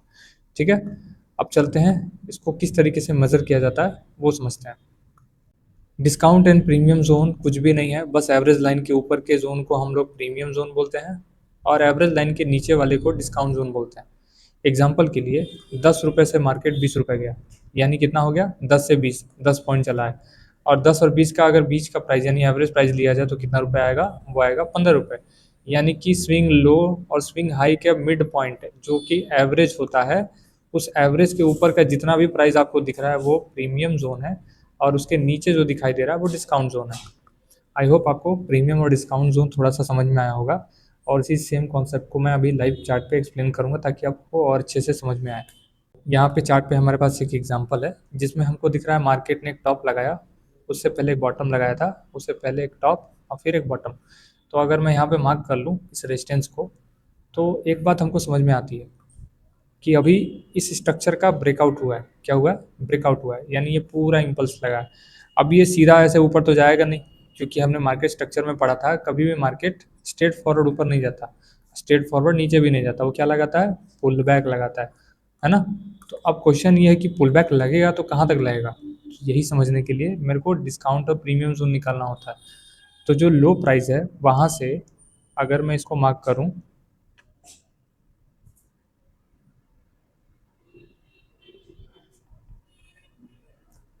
अगर स्विंग लो से स्विंग हाई तक अगर मैंने मार्क किया प्राइस को, तो मुझे 0.5 यानी एवरेज लाइन मिल गया। और मैंने क्या बताया था, एवरेज के ऊपर जो प्राइस है वो प्रीमियम जोन है, और एवरेज के नीचे जो है वो डिस्काउंट जोन है ना।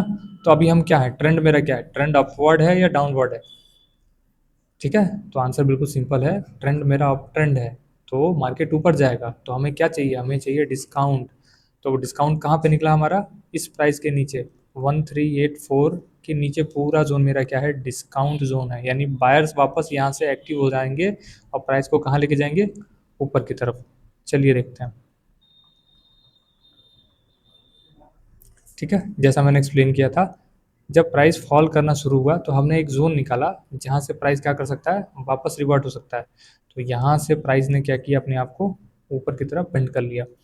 ये बहुत सिंपल तरीका था डिस्काउंट एंड प्रीमियम को समझने का।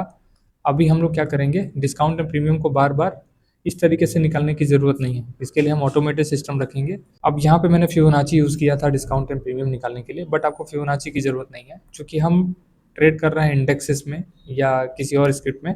तो हमको एवरेज चाहिए, तो एवरेज होता है सिंपल मूविंग एवरेज। तो आप मूविंग एवरेज लिखोगे, तो यहाँ पे दिख रहा है आपको सिंपल मूविंग एवरेज, इस पर आप क्लिक करोगे, ये इंडिकेटर आपके चार्ट पे लग जाएगा। बाय डिफ़ॉल्ट सेटिंग जो इसकी होती है 9 होती है। इसके सेटिंग पैनल में जाओगे, यहाँ पे सेटिंग पैनल है, और इस पे जा करके आप जो नंबर 9 है यहाँ पे, इसको चेंज करके 20 कर लेना है, इसको कर लेना है 20, और सेव एज डिफ़ॉल्ट करके ओके पे क्लिक कर दो। अब देखो, जो मैंने यहाँ पे एवरेज के नीचे का डिस्काउंट जोन निकाला था, वो सेम यहाँ पे लाइन से भी पता चल रहा है कि ये जोन क्या है, हमारा डिस्काउंटेड है। यानी अभी आपको यह फिबोनाची या किसी और टूल का यूज़ करने की जरूरत नहीं है, बस एक लाइन से पता चल जाएगा आपको कि प्राइस कहाँ से मूव कर सकता है। तो अभी देखो, एक यहाँ पे ब्रेकआउट है, इम्पल्स लगा। अब आपको ये जानना है कि दोनों का एवरेज क्या है, यानी ये लो से हाई के बीच में एवरेज क्या है। तो इस लाइन को ध्यान से देखो, अब ये लाइन ही हमारा क्या है, एवरेज है, और एवरेज के नीचे क्या होता है, डिस्काउंट होता है, और एवरेज लाइन के ऊपर क्या होता है, प्रीमियम होता है। तो मैंने अभी क्या बताया कि कभी भी अप ट्रेंड में हमको कहाँ बाइंग करना चाहिए, डिस्काउंट में बाई करना चाहिए। ठीक है, चलिए देखते हैं।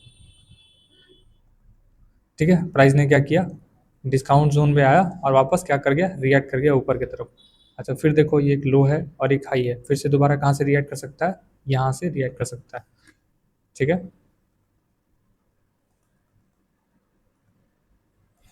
ठीक है, तो प्राइस ने वापस क्या किया, डिस्काउंट जोन में आया और वापस ऊपर जाने की कोशिश करने लगा। सो ये बेसिक डेफिनेशन है यहाँ पे डिस्काउंट एंड प्रीमियम जोन का। और हम लोग डिस्काउंट प्रीमियम इसलिए यूज़ करते हैं ताकि हमको एक आइडिया मिले कि मार्केट किस तरफ जाना चाहता है और कहाँ से जाएगा। अब एग्जांपल के लिए, यहाँ पे ट्रेंड चेंज हो चुका है, ये डाउन ट्रेंड आ चुका है।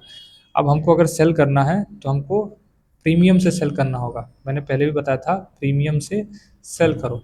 तो प्रीमियम कहाँ है, इस लाइन के ऊपर, ये स्विंग हाई है और स्विंग लो है, और प्रीमियम जोन यहाँ है, यानी जब तक यहाँ नहीं आएगा तब तक सेल नहीं करना है। देखो क्या हुआ, प्राइस ऊपर गया प्रीमियम जोन से और वापस क्या कर गया, फॉल कर गया। सो बेसिक आइडिया अगर आपको लगाना है कि मार्केट कौन सी जगह है जहाँ से रिएक्ट करेगा, तो उसके लिए हमें premium and discount zone find करना आना चाहिए। अब ये कंप्लीट स्ट्रैटेजी नहीं है, ये सिर्फ प्रीमियम एंड डिस्काउंट जोन का एक डेफिनेशन था। जो हमने 5 कॉन्सेप्ट पढ़े उसको मैं कंपाइल करूंगा और मैं बताऊंगा उसको कैसे यूज़ करना है लाइव मार्केट में। तब तक के लिए आप चार्ट पे प्रैक्टिस करते रहो, कोई भी कंफ्यूजन है आप नोट डाउन कर लो, मैं लाइव मार्केट में इसको एक्सप्लेन करूंगा। इंडेक्स एफ कोर्स का चैप्टर नंबर 6 यानी कि इंट्रोडक्शन टू डेरिवेटिव आज से हम स्टार्ट करने जा रहे हैं। इसमें हम समझेंगे कि फ्यूचर एंड ऑप्शन क्या होता है, कितने टाइप्स के होते हैं, और फर्दर डिटेल्स मैं आपके साथ शेयर करूंगा। तो सबसे पहले हमको समझना होगा कि डेरिवेटिव होता क्या है। तो यहाँ एक छोटा सा डेफिनेशन है, किसी चीज़ से बनने वाली या फिर उस पर बेस्ड कोई दूसरी चीज़, उसे डेरिवेटिव कहते हैं।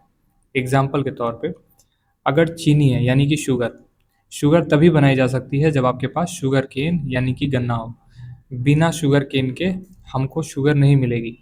तो जो भी चीज़ डिराइव होती है, मतलब निकाली जाती है, उसको कहा जाता है डेरिवेटिव, और जिसे निकलता है उसको कहा जाता है अंडरलाइन।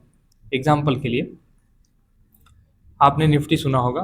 अगर निफ्टी की बात की जाए तो निफ्टी हमारा अंडरलाइन है, और निफ्टी के फ्यूचर एंड ऑप्शन, है ना, निफ्टी के फ्यूचर एंड ऑप्शन जो होंगे हमारे, वो उसके डेरिवेटिव होंगे। अब देखो, जैसे शुगर का प्राइस किस पे डिपेंड करता है, शुगर केन पे। जैसे ही शुगर केन का प्राइस बढ़ेगा यानी गन्ने का प्राइस बढ़ेगा, हमारे शुगर का भी प्राइस क्या होने वाला है, ऊपर जाएगा। अगर शुगर केन का प्राइस नीचे गया तो शुगर का प्राइस भी क्या हो जाएगा, नीचे आएगा। उसी तरीके से जब निफ्टी ऊपर की तरफ जाता है तो उसके फ्यूचर एंड ऑप्शंस भी कहाँ जाते हैं, ऊपर की तरफ। और निफ्टी अगर नीचे आएगा तो उसके फ्यूचर एंड ऑप्शंस का भी क्या होगा, डायरेक्शन नीचे की तरफ होगा। इसको मैं और अच्छे से एक्सप्लेन करूंगा जब हम फर्दर टॉपिक्स को डिस्कस करेंगे। अब देख लेते हैं डेरिवेटिव्स के जो प्रोडक्ट हैं वो किन किन एसेट क्लासेस में अवेलेबल हैं। तो सबसे पहले हमारे फ्यूचर एंड ऑप्शन होते हैं स्टॉक्स के, फिर इंडेक्सेस के यानी कि निफ्टी, सेंसेक्स, मिड कैप, ये सारे के सारे इंडेक्सेस। फिर आता है करेंसी, यानी दो कंट्री के करेंसी पेयर को हम लोग जब ट्रेड करते हैं तो उसको कहा जाता है करेंसी। फिर आता है कमोडिटी यानी एजेंशियल प्रोडक्ट और मेटल्स। तो इन सारे के सारे एसेट क्लास के लिए फ्यूचर एंड ऑप्शंस अवेलेबल है। अब देखते हैं डेरिवेटिव्स कितने टाइप के होते हैं। तो बेसिकली डेरिवेटिव चार टाइप्स के होते हैं। पहला होता है फॉरवर्ड, फिर फ्यूचर, फिर ऑप्शंस, उसके बाद होता है स्वैप। तो इस पूरे कोर्स में जिस पे हमको फोकस करना है वो फ्यूचर है और ऑप्शन है। फिर भी मैं फॉरवर्ड और स्वैप का एक छोटा डेफिनेशन बता देता हूँ।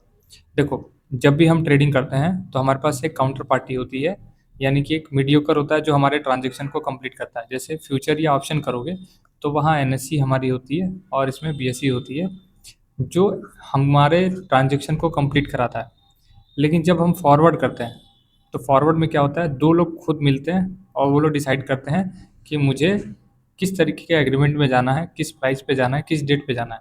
यानी कि वहाँ कोई मीडियोकर नहीं होता, दो लोग के बीच में एग्रीमेंट होता है और वही दो लोग उसको कंप्लीट करते हैं।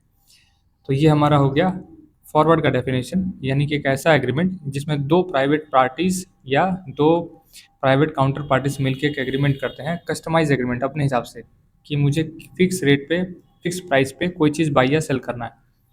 ठीक है। फिर आता है फ्यूचर। जैसा कि मैंने बोला कि जब आप फ्यूचर ट्रेडिंग करोगे तो हम क्या करते हैं, स्टैंडर्डाइज कॉन्ट्रैक्ट्स पे ट्रेड करते हैं। और वो कहाँ होता है, एक्सचेंजेस पे, यानी या तो एनएससी पे होगा या तो बीएससी पे होगा। और वो फ्यूचर डेट के लिए होता है, फिक्स प्राइस पे होता है। अब यहाँ स्टैंडर्डाइज का मतलब होता है कि सबके लिए बराबर। यानी कि आप चाहो कि निफ्टी का फ्यूचर लेना है तो निफ्टी के फ्यूचर का अगर मान लो 65 क्वांटिटी का लॉट है तो कोई ऐसा नहीं बोल सकता कि मुझे 50 क्वांटिटी का लॉट लेना है, मुझे 30 क्वांटिटी का लॉट लेना है। यानी सबके लिए जो रूल्स हैं वो सेम होंगे। सो इसको हम कहते हैं फ्यूचर। फिर आता है ऑप्शंस। ऑप्शंस भी आपके एक्सचेंज ट्रेडर होते हैं, यानी कि एक्सचेंज आपके ट्रांजेक्शन्स को कंप्लीट कराता है। एक छोटा डेफिनेशन है, बाई सेल करने का राइट, उसको ऑप्शन कहा जाता है। लेकिन इसमें ऑब्लिगेशन नहीं होता है कि आपको ये खरीदना ही पड़ेगा, ये एक चॉइस होता है। इसको मैं कंप्लीट आगे जब मैं फ्यूचर वर्सेस ऑप्शंस का चैप्टर एक्सप्लेन करूंगा तो मैं बताऊंगा कि ऑप्शंस बेसिकली है क्या। अभी बस इतना समझो कि फ्यूचर एंड ऑप्शन डेरिवेटिव के दो प्रोडक्ट्स हैं जिसमें हम एक्सचेंज ट्रेडेड पे काम करते हैं और स्टैंडर्डाइज कॉन्ट्रैक्ट होता है, यानी कि सबके लिए बराबर रूल होता है। फिर आता है स्वैप। अब स्वैप क्या होता है, जब दो कंट्रीज के बीच में ट्रेड होता है तो उसके बीच में जो एक्सचेंज रेट होता है उस पर जो इंटरेस्ट लगता है उसको स्वैप कहा जाता है। आई होप यहाँ पे डेरिवेटिव के चार टाइप्स आपको समझ में आए होंगे। तो अब ये जो डेरिवेटिव है इसकी हिस्ट्री को समझ लेते हैं कि इंडिया में किस तरीके से स्टार्ट हुआ और कब स्टार्ट हुआ। तो एनएससी और बीएससी ने ये 2000 में डेरिवेटिव ट्रेडिंग स्टार्ट की। तो यहाँ प्रॉपर डेट है 9 जून 2000 में बीएससी ने इंडिया का पहला exchange traded index derivative launch किया था, सेंसेक्स फ्यूचर्स। यानी इंडिया में हमारा जो डेरिवेटिव ट्रेडिंग है वो 2000 से स्टार्ट हो गया था। फिर 12 जून सन 2000 में एनएससी ने अपने इंडेक्स फ्यूचर को लॉन्च किया निफ्टी 50 बेस्ड। उसके बाद आता है जून सन 2001 जिसमें हम लोगों ने इंडेक्स ऑप्शन लॉन्च किया दोनों एक्सचेंज पर, निफ्टी और सेंसेक्स पर। फिर नवंबर 2001 आता है, 2001 टू 2002, जिसमें क्या होता है, स्टॉक फ्यूचर्स को हमने स्टार्ट कर दिया एनएससी और बीएससी के ऊपर। और फिर 2008 आता है जहाँ पे करेंसी डेरिवेटिव हमने स्टार्ट किया। और 2011 में हमने मल्टी कमोडिटी एक्सचेंज यानी एमसीएक्स को स्टार्ट किया। तो ये पूरा इंडिया में डेरिवेटिव ट्रेडिंग कैसे स्टार्ट हुई और कब स्टार्ट हुई उसका हिस्ट्री है। अब कुछ इंपॉर्टेंट फैक्ट समझ लेते हैं। अपना जो इंडिया है, यानी कि जो एनएससी पे लोग ट्रेड कर रहे हैं, बीएससी पे ट्रेड कर रहे हैं, खास करके एफएनओ में, वो दुनिया का सबसे बड़ा डेरिवेटिव मार्केट है। यानी कि दुनिया में सबसे ज़्यादा future and option trading India पे ही की जाती है। ये है फैक्ट वन। फैक्ट टू क्या बोलता है, फैक्ट टू बोलता है 91% इंडिविजुअल ट्रेडर जो हैं वो लॉस में है। 2024-25 का डेटा है, यानी 100 लोगों में से 91 लोग क्या कर रहे हैं, लॉस कर रहे हैं। अब ये लॉस का अमाउंट कितना है। फैक्ट नंबर थ्री, ये है 1.05 लाख करोड़, यानी कि इतना टोटल इतना अमाउंट एक इंडिविजुअल ट्रेडर्स ने क्या किया है, लॉस किया है 2024 से लेके 25 के बीच में। ये एक साल का एफ लॉस का डेटा है। अब समझ लेते हैं डेरिवेटिव में किसको ट्रेड करना चाहिए और किसको नहीं करना चाहिए। अगर लॉन्ग टर्म इन्वेस्टर है तो डेरिवेटिव में नहीं काम करना चाहिए या तो कम करना चाहिए। फोकस होना चाहिए आपका स्टॉक्स पे, लॉन्ग टर्म होल्डिंग पे, और रिस्क और वॉलिडिटी कम लेना है ताकि आपका पोर्टफोलियो बचा रहे। अब शॉर्ट टर्म ट्रेडर के लिए, यानी कि जो फ्लक्चुएशंस को पकड़ना चाहते हैं, वॉलिटिलिटी को पकड़ना चाहते हैं, उनके लिए डेरिवेटिव बहुत अच्छा होगा। क्योंकि डेरिवेटिव्स क्या है, एक वोलाटाइल बेस्ड इंस्ट्रूमेंट है जहाँ पे मूवमेंट बहुत अच्छा होता है या मूवमेंट बहुत ज़्यादा होता है। अब इसका फ़ायदा क्या है, इसका फ़ायदा ये है कि लेवरेज मिलता है आपको, यानी कि आपको कंप्लीट पेमेंट नहीं करना होता। आप लेवरेज लेके इसमें ट्रेड कर सकते हो, यानी आपके पास कम पैसे हैं फिर भी आप ट्रेड कर सकते हो। तो शॉर्ट टर्म ट्रेडर हो तो आपके लिए डेरिवेटिव ट्रेडिंग अच्छा है। सो यहाँ पे हमने इस चैप्टर को कंप्लीट कर लिया है, इंट्रोडक्शन टू डेरिवेटिव्स। और इसमें हमने समझा कि डेरिवेटिव क्या होता है, कितने टाइप्स के डेरिवेटिव होते हैं, कुछ इंपॉर्टेंट फैक्ट्स को देखा हमने। अब आई होप यहाँ तक आपको कोई कन्फ्यूजन नहीं होगा। फिर भी अगर कोई क्वेश्चन है तो आप नोट डाउन कर लो, जब मैं लाइव आऊँगा तो लाइव सेशन में आप अपने क्वेश्चंस को पूछ सकते हो। इंडेक्स एफ कोर्स का chapter number 7 future versus options को हम स्टार्ट करने जा रहे हैं। इस चैप्टर में हम समझेंगे कि फ्यूचर्स क्या होता है, ऑप्शंस क्या होता है, उन दोनों के बीच में डिफरेंस क्या है और किस प्रोडक्ट को कब यूज़ किया जाता है। तो सबसे पहले समझते हैं फ्यूचर्स क्या है, तो उसका डेफिनेशन क्या है। फ्यूचर एक एग्रीमेंट है जिसमें आपको फिक्स प्राइस पर एक फ्यूचर डेट पे एसेट को बाई या सेल करना कंपलसरी होता है। यानी कि ऐसा एग्रीमेंट जिसमें बायर सेलर एक फिक्स डेट और फिक्स प्राइस पे डील करने के लिए तैयार हो जाते हैं, उसी कॉन्ट्रैक्ट को हम फ्यूचर कॉन्ट्रैक्ट बोलते हैं। और ये जो एग्रीमेंट होता है वो एग्रीमेंट क्या होता है, ऑब्लिगेशन होता है, यानी दोनों को पूरा करना होगा। ना तो बायर इस एग्रीमेंट से पीछे जाएगा ना तो सेलर। यानी कि जब डेट आएगा इस सेटलमेंट का, जो भी एग्रीमेंट किया गया है, अगर उसका सेटलमेंट करने का टाइम आएगा तो ना तो बायर बोल सकता है कि मैं ये कॉन्ट्रैक्ट पूरा नहीं करूँगा और ना ही सेलर बोल सकता है कि ये कॉन्ट्रैक्ट मैं पूरा करूँगा। एक तरीके से दोनों के लिए ऑब्लिगेशन बन जाता है। सेकेंड पॉइंट है फिक्स एक्सपायरी डेट होती है। अब यहाँ फ्यूचर्स का मतलब होता है कि निफ्टी का फ्यूचर या स्टॉक का फ्यूचर या कमोडिटी का फ्यूचर। अब इनकी जो एक्सपायरी होती है, यानी कि जो एग्रीमेंट है वो 1 महीने के लिए होती है। मिनिमम जो एक्सपायरी डेट है वो 1 मंथ तय की गई है और मैक्सिमम 3 मंथ के लिए जाता है।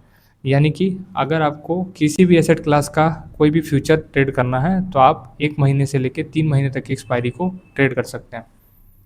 फिर आता है मार्जिन के बेसिस पे ट्रेड होता है, यानी कि इसमें लेवरेज मिलता है। अब सोचो निफ्टी का जो प्राइस है वो 24,000 है, ठीक है, और इसमें लॉट साइज़ 65 का है। दोनों को मल्टीप्लाई करोगे, अगर 24,000 का एक क्वांटिटी आता है तो 65 क्वांटिटी कितने का आएगा। दोनों को मल्टीप्लाई करोगे तो अमाउंट काफ़ी बड़ा आएगा। लेकिन हमको क्या करना है, जब भी हम इसका फ्यूचर लेंगे, निफ्टी का फ्यूचर लेंगे, तो हमें ये पूरा अमाउंट देने की ज़रूरत नहीं है। हमें क्या मिलता है, लेवरेज मिलता है। आगे मैं बताऊंगा कितना लेवरेज मिलता है और किस तरीके से कैलकुलेट होता है। तो ये पूरा हमारा फ्यूचर्स का डेफिनेशन है, फ्यूचर क्या होता है और किस तरीके से इसकी डेफिनेशन है। अब फ्यूचर को सिंपल एग्जांपल से समझते हैं। समझो कि आपने एक प्लॉट लिया है, मान के चलो कि जिसका प्राइस है 10 लाख। एक प्लॉट है जिसका प्राइस है 10 लाख, और आपने बोला कि 6 महीने बाद इसको मैं खरीद लूँगा। यानी 10 लाख का प्लॉट का एग्रीमेंट हुआ है सेलर के साथ, और इसका जो डेट है वो 6 महीने बाद का है, 6 महीने बाद का है। अब देखो क्या होता है, एकदम सिंपल फार्मूला है। अगर 6 महीने बाद प्लॉट का प्राइस बढ़ के 12 लाख हो जाता है, यानी कि आपने एग्रीमेंट कितने पे किया था, 10 लाख पे, और 6 महीने बाद प्लॉट का जो प्राइस है वो बढ़ के कितना हो गया, 12 लैक्स हो गया, तो आपको कितना प्रॉफिट हो रहा है, 2 लैक्स का हो रहा है। यानी कि आपका ओरिजिनल रेट अभी भी 10 लाख ही है, भले ही प्लॉट का रेट बढ़ गया, लेकिन आपको कितना पे करना है, सिर्फ 10 लाख पे करना है। वहीं अपोजिट 10 लाख का प्लॉट आपने एग्रीमेंट किया था एज ए बायर, अब प्राइस क्या हो चुका है, नीचे गिर चुका है, कहाँ चला गया, 8 लाख चला गया, तो अभी आपको कितना नुकसान हो रहा है, 2 लाख का नुकसान हो रहा है। तो एक एग्जांपल है जहाँ पे हम समझ सकते हैं कि फ्यूचर के जो कॉन्ट्रैक्ट्स होते हैं वो किस तरीके से काम करते हैं। अब समझ लेते हैं ऑप्शंस क्या होता है। ऑप्शंस में बायर को सिर्फ राइट मिलता है, ऑब्लिगेशन नहीं, कि वो फिक्स प्राइस यानी स्ट्राइक प्राइस पर एसेट को बाई सेल कर सकता है, और करना जरूरी नहीं है। देखो डेफिनेशन वाइज थोड़ा सा ट्रिकी है समझना, तो इसके लिए मैं एक एग्जांपल यूज़ करूंगा ताकि आपको और बेहतर समझ में आए। अब समझो कि यहाँ पे एक प्लॉट है जो कि 1 CR का है, और ये जो प्लॉट है ये शिखर नाम के आदमी का है, ठीक है। यानी कि शिखर कौन हुआ, सेलर हुआ। अब यहाँ पे एक और आदमी है जिसका नाम है अभिषेक। ये जो अभिषेक है ये इसको खरीदना चाहता है, ठीक है। अब अभिषेक के दिमाग में ये है कि गवर्नमेंट आने वाले 7 दिन के अंदर एक प्रोजेक्ट लेके आएगी जिसकी वजह से ये प्लॉट का जो दाम है, ये जो 1 CR का प्लॉट है वो चला जाएगा 2 CR। लेकिन अभिषेक को ये कंफर्मेशन नहीं है कि यहाँ पे गवर्नमेंट का प्रोजेक्ट जो है, यानी गवर्नमेंट प्रोजेक्ट आएगा या नहीं आएगा। तो उनको लगता है कि मुझे एक रिस्क लेना चाहिए, ताकि अगर 1 CR का प्लॉट 2 CR हो गया तो मैं इसमें अच्छा प्रॉफिट बना लूँ। और शिखर को लगता है कि ये जो मेरा प्लॉट है 1 CR का, अभी ये आगे पोटेंशियल नहीं रखता है कि ये 1 CR का प्लॉट 1.2, 1.3 या 1.5 या 2 CR का हो। तो ये चाहते हैं कि मैं इस प्लॉट को निकाल के यहाँ से क्या करूँ, इस प्लॉट को निकाल के वो अपने पैसे को अपने पास रख लूँ। तो शिखर सेल करना चाहते हैं यानी सेलर है, और अभिषेक बाई करना चाहते हैं यानी बायर है। अभिषेक इसलिए बाई करना चाहते हैं क्योंकि उनको लगता है गवर्नमेंट आने वाले कुछ दिनों में कुछ ऐसा प्रोजेक्ट लाएगी जिसकी वजह से 1 CR का प्लॉट 2 CR में चला जाएगा। तो अभिषेक के पास एक ऑप्शन है, वो जाते हैं शिखर से बात करने और शिखर को बोलते हैं कि मुझे ये प्लॉट खरीदना है, लेकिन मैं अभी नहीं खरीदूंगा, इसको मैं खरीदूंगा 7 दिन के बाद, ठीक है। तो शिखर बोलते हैं ठीक है आप 7 दिन के बाद खरीद लो, लेकिन क्या गारंटी है कि आप 7 दिन के बाद खरीद लोगे। तो ये कहते हैं एज ए गारंटी मैं आपको एक टोकन अमाउंट देता हूँ। क्या देता हूँ, टोकन अमाउंट देता हूँ। ये जो टोकन अमाउंट है ये 1 CR का कुछ परसेंट होगा, मतलब 1 CR का प्लॉट है लेकिन मुझे 1 CR का टोकन अमाउंट नहीं देना पड़ेगा। मैं कहता हूँ, यानी अभिषेक बोलते हैं कि मैं आपको 50,000 का टोकन अमाउंट दे देता हूँ, यानी 50,000 का टोकन अमाउंट दे देता हूँ, बाकी जब डील होगी यानी 7 दिन के बाद जब डील होगी तब मैं दूंगा। अब देखो, अभिषेक 7 दिन के बाद इस प्लॉट को रजिस्ट्री करवाएं या ना करवाएं ये उनके ऊपर है, क्योंकि उन्होंने क्या बोला कि ये 50,000 का जो टोकन है, अगर मैं 7 दिन के बाद इस प्लॉट का रजिस्ट्री नहीं कराता हूँ तो आप ये 50,000 रख लेना पूरा का पूरा, यानी ये मेरा लॉस होगा। तो शिखर बोलते हैं कि ठीक है, अगर आप टाइम से नहीं आए यानी 7 दिन के बाद अगर आपने इसका रजिस्ट्री नहीं करवाया तो ये 50,000 का टोकन अमाउंट मैं रख लूंगा। अब देखो, शिखर को क्या फ़ायदा है, शिखर को लगता है कि अभिषेक नहीं ले पाएंगे तो ये 50,000 उनको फ्री में मिल जाएगा। तो इनको बस 7 दिन वेट करना है। और अभिषेक को क्या लगता है, अभिषेक को लगता है कि 7 दिन के बाद गवर्नमेंट कुछ ना कुछ अनाउंस करेगी जिसकी वजह से इस प्लॉट का दाम 1 CR से चला जाएगा 2 CR। तो बेसिकली यही उस ऑप्शन के डेफिनेशन में लिखा है कि एज ए बायर अभिषेक के पास राइट है, ऑब्लिगेशन नहीं है, यानी उसके पास चॉइस है कि ये 50,000 जो मैंने पे किया है इसके बाद का मैं पैसा देके ये प्लॉट की रजिस्ट्री कराऊं या ना कराऊं, यानी ऑब्लिगेशन नहीं है। लेकिन शिखर का ऑब्लिगेशन हो जाता है। शिखर ने क्या किया, एग्रीमेंट किया कि 50,000 मैं टोकन अमाउंट ले रहा हूँ और 7 दिन के बाद अगर बायर चाहेगा तो ये मुझे प्लॉट भले 2 CR का हो जाएगा, लेकिन मेरे को 1 CR में किसको देना पड़ेगा, अभिषेक को देना पड़ेगा। तो ये पूरा एक एग्जाम्पल है कि ऑप्शन कैसे काम करता है। आई होप ये थोड़ा बहुत आपको समझ में आया होगा, अगर नहीं समझ में आया तो वीडियो को दोबारा रिपीट करके देखिए। तो यहाँ पे जो बायर है इसी को कहा जाता है ऑप्शन बायर, और जो सेलर है उसको कहा जाता है ऑप्शन सेलर, ठीक है। Option buyer and option seller, आपने सुना होगा कि ये ऑप्शन बायर है ये ऑप्शन सेलर है। तो इस एग्जांपल से आप समझो कि जो कॉन्ट्रैक्ट बेच रहा है, यानी कि जो रियल वैल्यू का कॉन्ट्रैक्ट बेच रहा है वो सेलर है, और जो उसको बाई कर रहा है टोकन अमाउंट देके 50,000 जो टोकन अमाउंट दिया गया है तो वो कौन है, बायर है। आई होप यहाँ तक आपको फ्यूचर एंड ऑप्शन का एक बेसिक डिफरेंस समझ में आया होगा। अब चलते हैं की डिफरेंसेस पे, यानी कि फ्यूचर एंड ऑप्शन के मेन डिफरेंसेस क्या है। तो देखो, नेचर क्या है, नेचर में फ्यूचर जो होता है ऑब्लिगेशन है, मैंने बताया था कॉन्ट्रैक्ट को पूरा करना पड़ेगा। अब बायर को भी करना है सेलर को भी करना है, बायर लॉस में है तो भी उसको कॉन्ट्रैक्ट पूरा करना पड़ेगा, सेलर लॉस में है तो भी उसको कॉन्ट्रैक्ट पूरा करना पड़ेगा। लेकिन ऑप्शंस में राइट है बायर के पास, जैसा कि मैंने बताया अभी एग्जाम्पल में कि ऑप्शन बायर डिसाइड कर सकता है कि वो 50,000 जो मैंने टोकन अमाउंट दिया था उसके बाद बचा हुआ रेस्ट अमाउंट में दे के उस प्लॉट को खरीदूं या तो मैं उसको जाने दूं। अगर वो जाने देगा तो क्या होगा, उसका 50,000 जो टोकन अमाउंट उसने दिया था वो क्या हो जाएगा, लैप्स हो जाएगा। वो ऑप्शन सेलर रख लेगा, ऑप्शन बायर को वापस नहीं करेगा। यानी उसके पास अधिकार है कि वो खरीदे चाहे ना खरीदे, किसी भी टाइम वो कॉन्ट्रैक्ट को वॉइड कर सकता है, यानी उस कॉन्ट्रैक्ट से बाहर आ सकता है। बट यहाँ पे क्या होता है, ऑब्लिगेशन है, दोनों तरफ से करना पड़ता है। फिर आता है कॉस्ट टू एंटर। अब जो फ्यूचर का मार्जिन होता है, ठीक है, जैसे मान लो निफ्टी फ्यूचर खरीदना है, निफ्टी का फ्यूचर खरीदना है, उसका मार्जिन यानी उसमें जो पैसा लगेगा वो पैसा ज़्यादा लगता है। अगर अगर एक लॉट लेना है यानी 65 क्वांटिटीज आपको बाई करना है तो 2,15,000 रुपये आपके पास होगा, तब जाके आप एक लॉट खरीद पाओगे फ्यूचर का। वहीं पे जो ऑप्शन होता है वो बिल्कुल कम प्रीमियम होता है उसका, यानी कि 100 रुपीज़। तो बेसिकली 100 × 65 करोगे, जो भी अमाउंट है 6500, बस इतना आपको पे करना है और आपको एक लॉट मिल जाएगा। तो अब ऑप्शन बाइंग में जो मार्जिन होता है, यानी जो पैसा लगता है, वो बहुत कम लगता है। यानी कि जो रियल अमाउंट होता है ना, उसका 0.3 से 3% के बीच का मार्जिन लगता है। जब आप फ्यूचर्स ट्रेड करते हो तो उसमें जो मार्जिन की रिक्वायरमेंट है 5 to 15% है। यानी जो भी ओवरऑल अमाउंट का वो कॉन्ट्रैक्ट बन रहा है, उसका 5 से 15% देना पड़ेगा।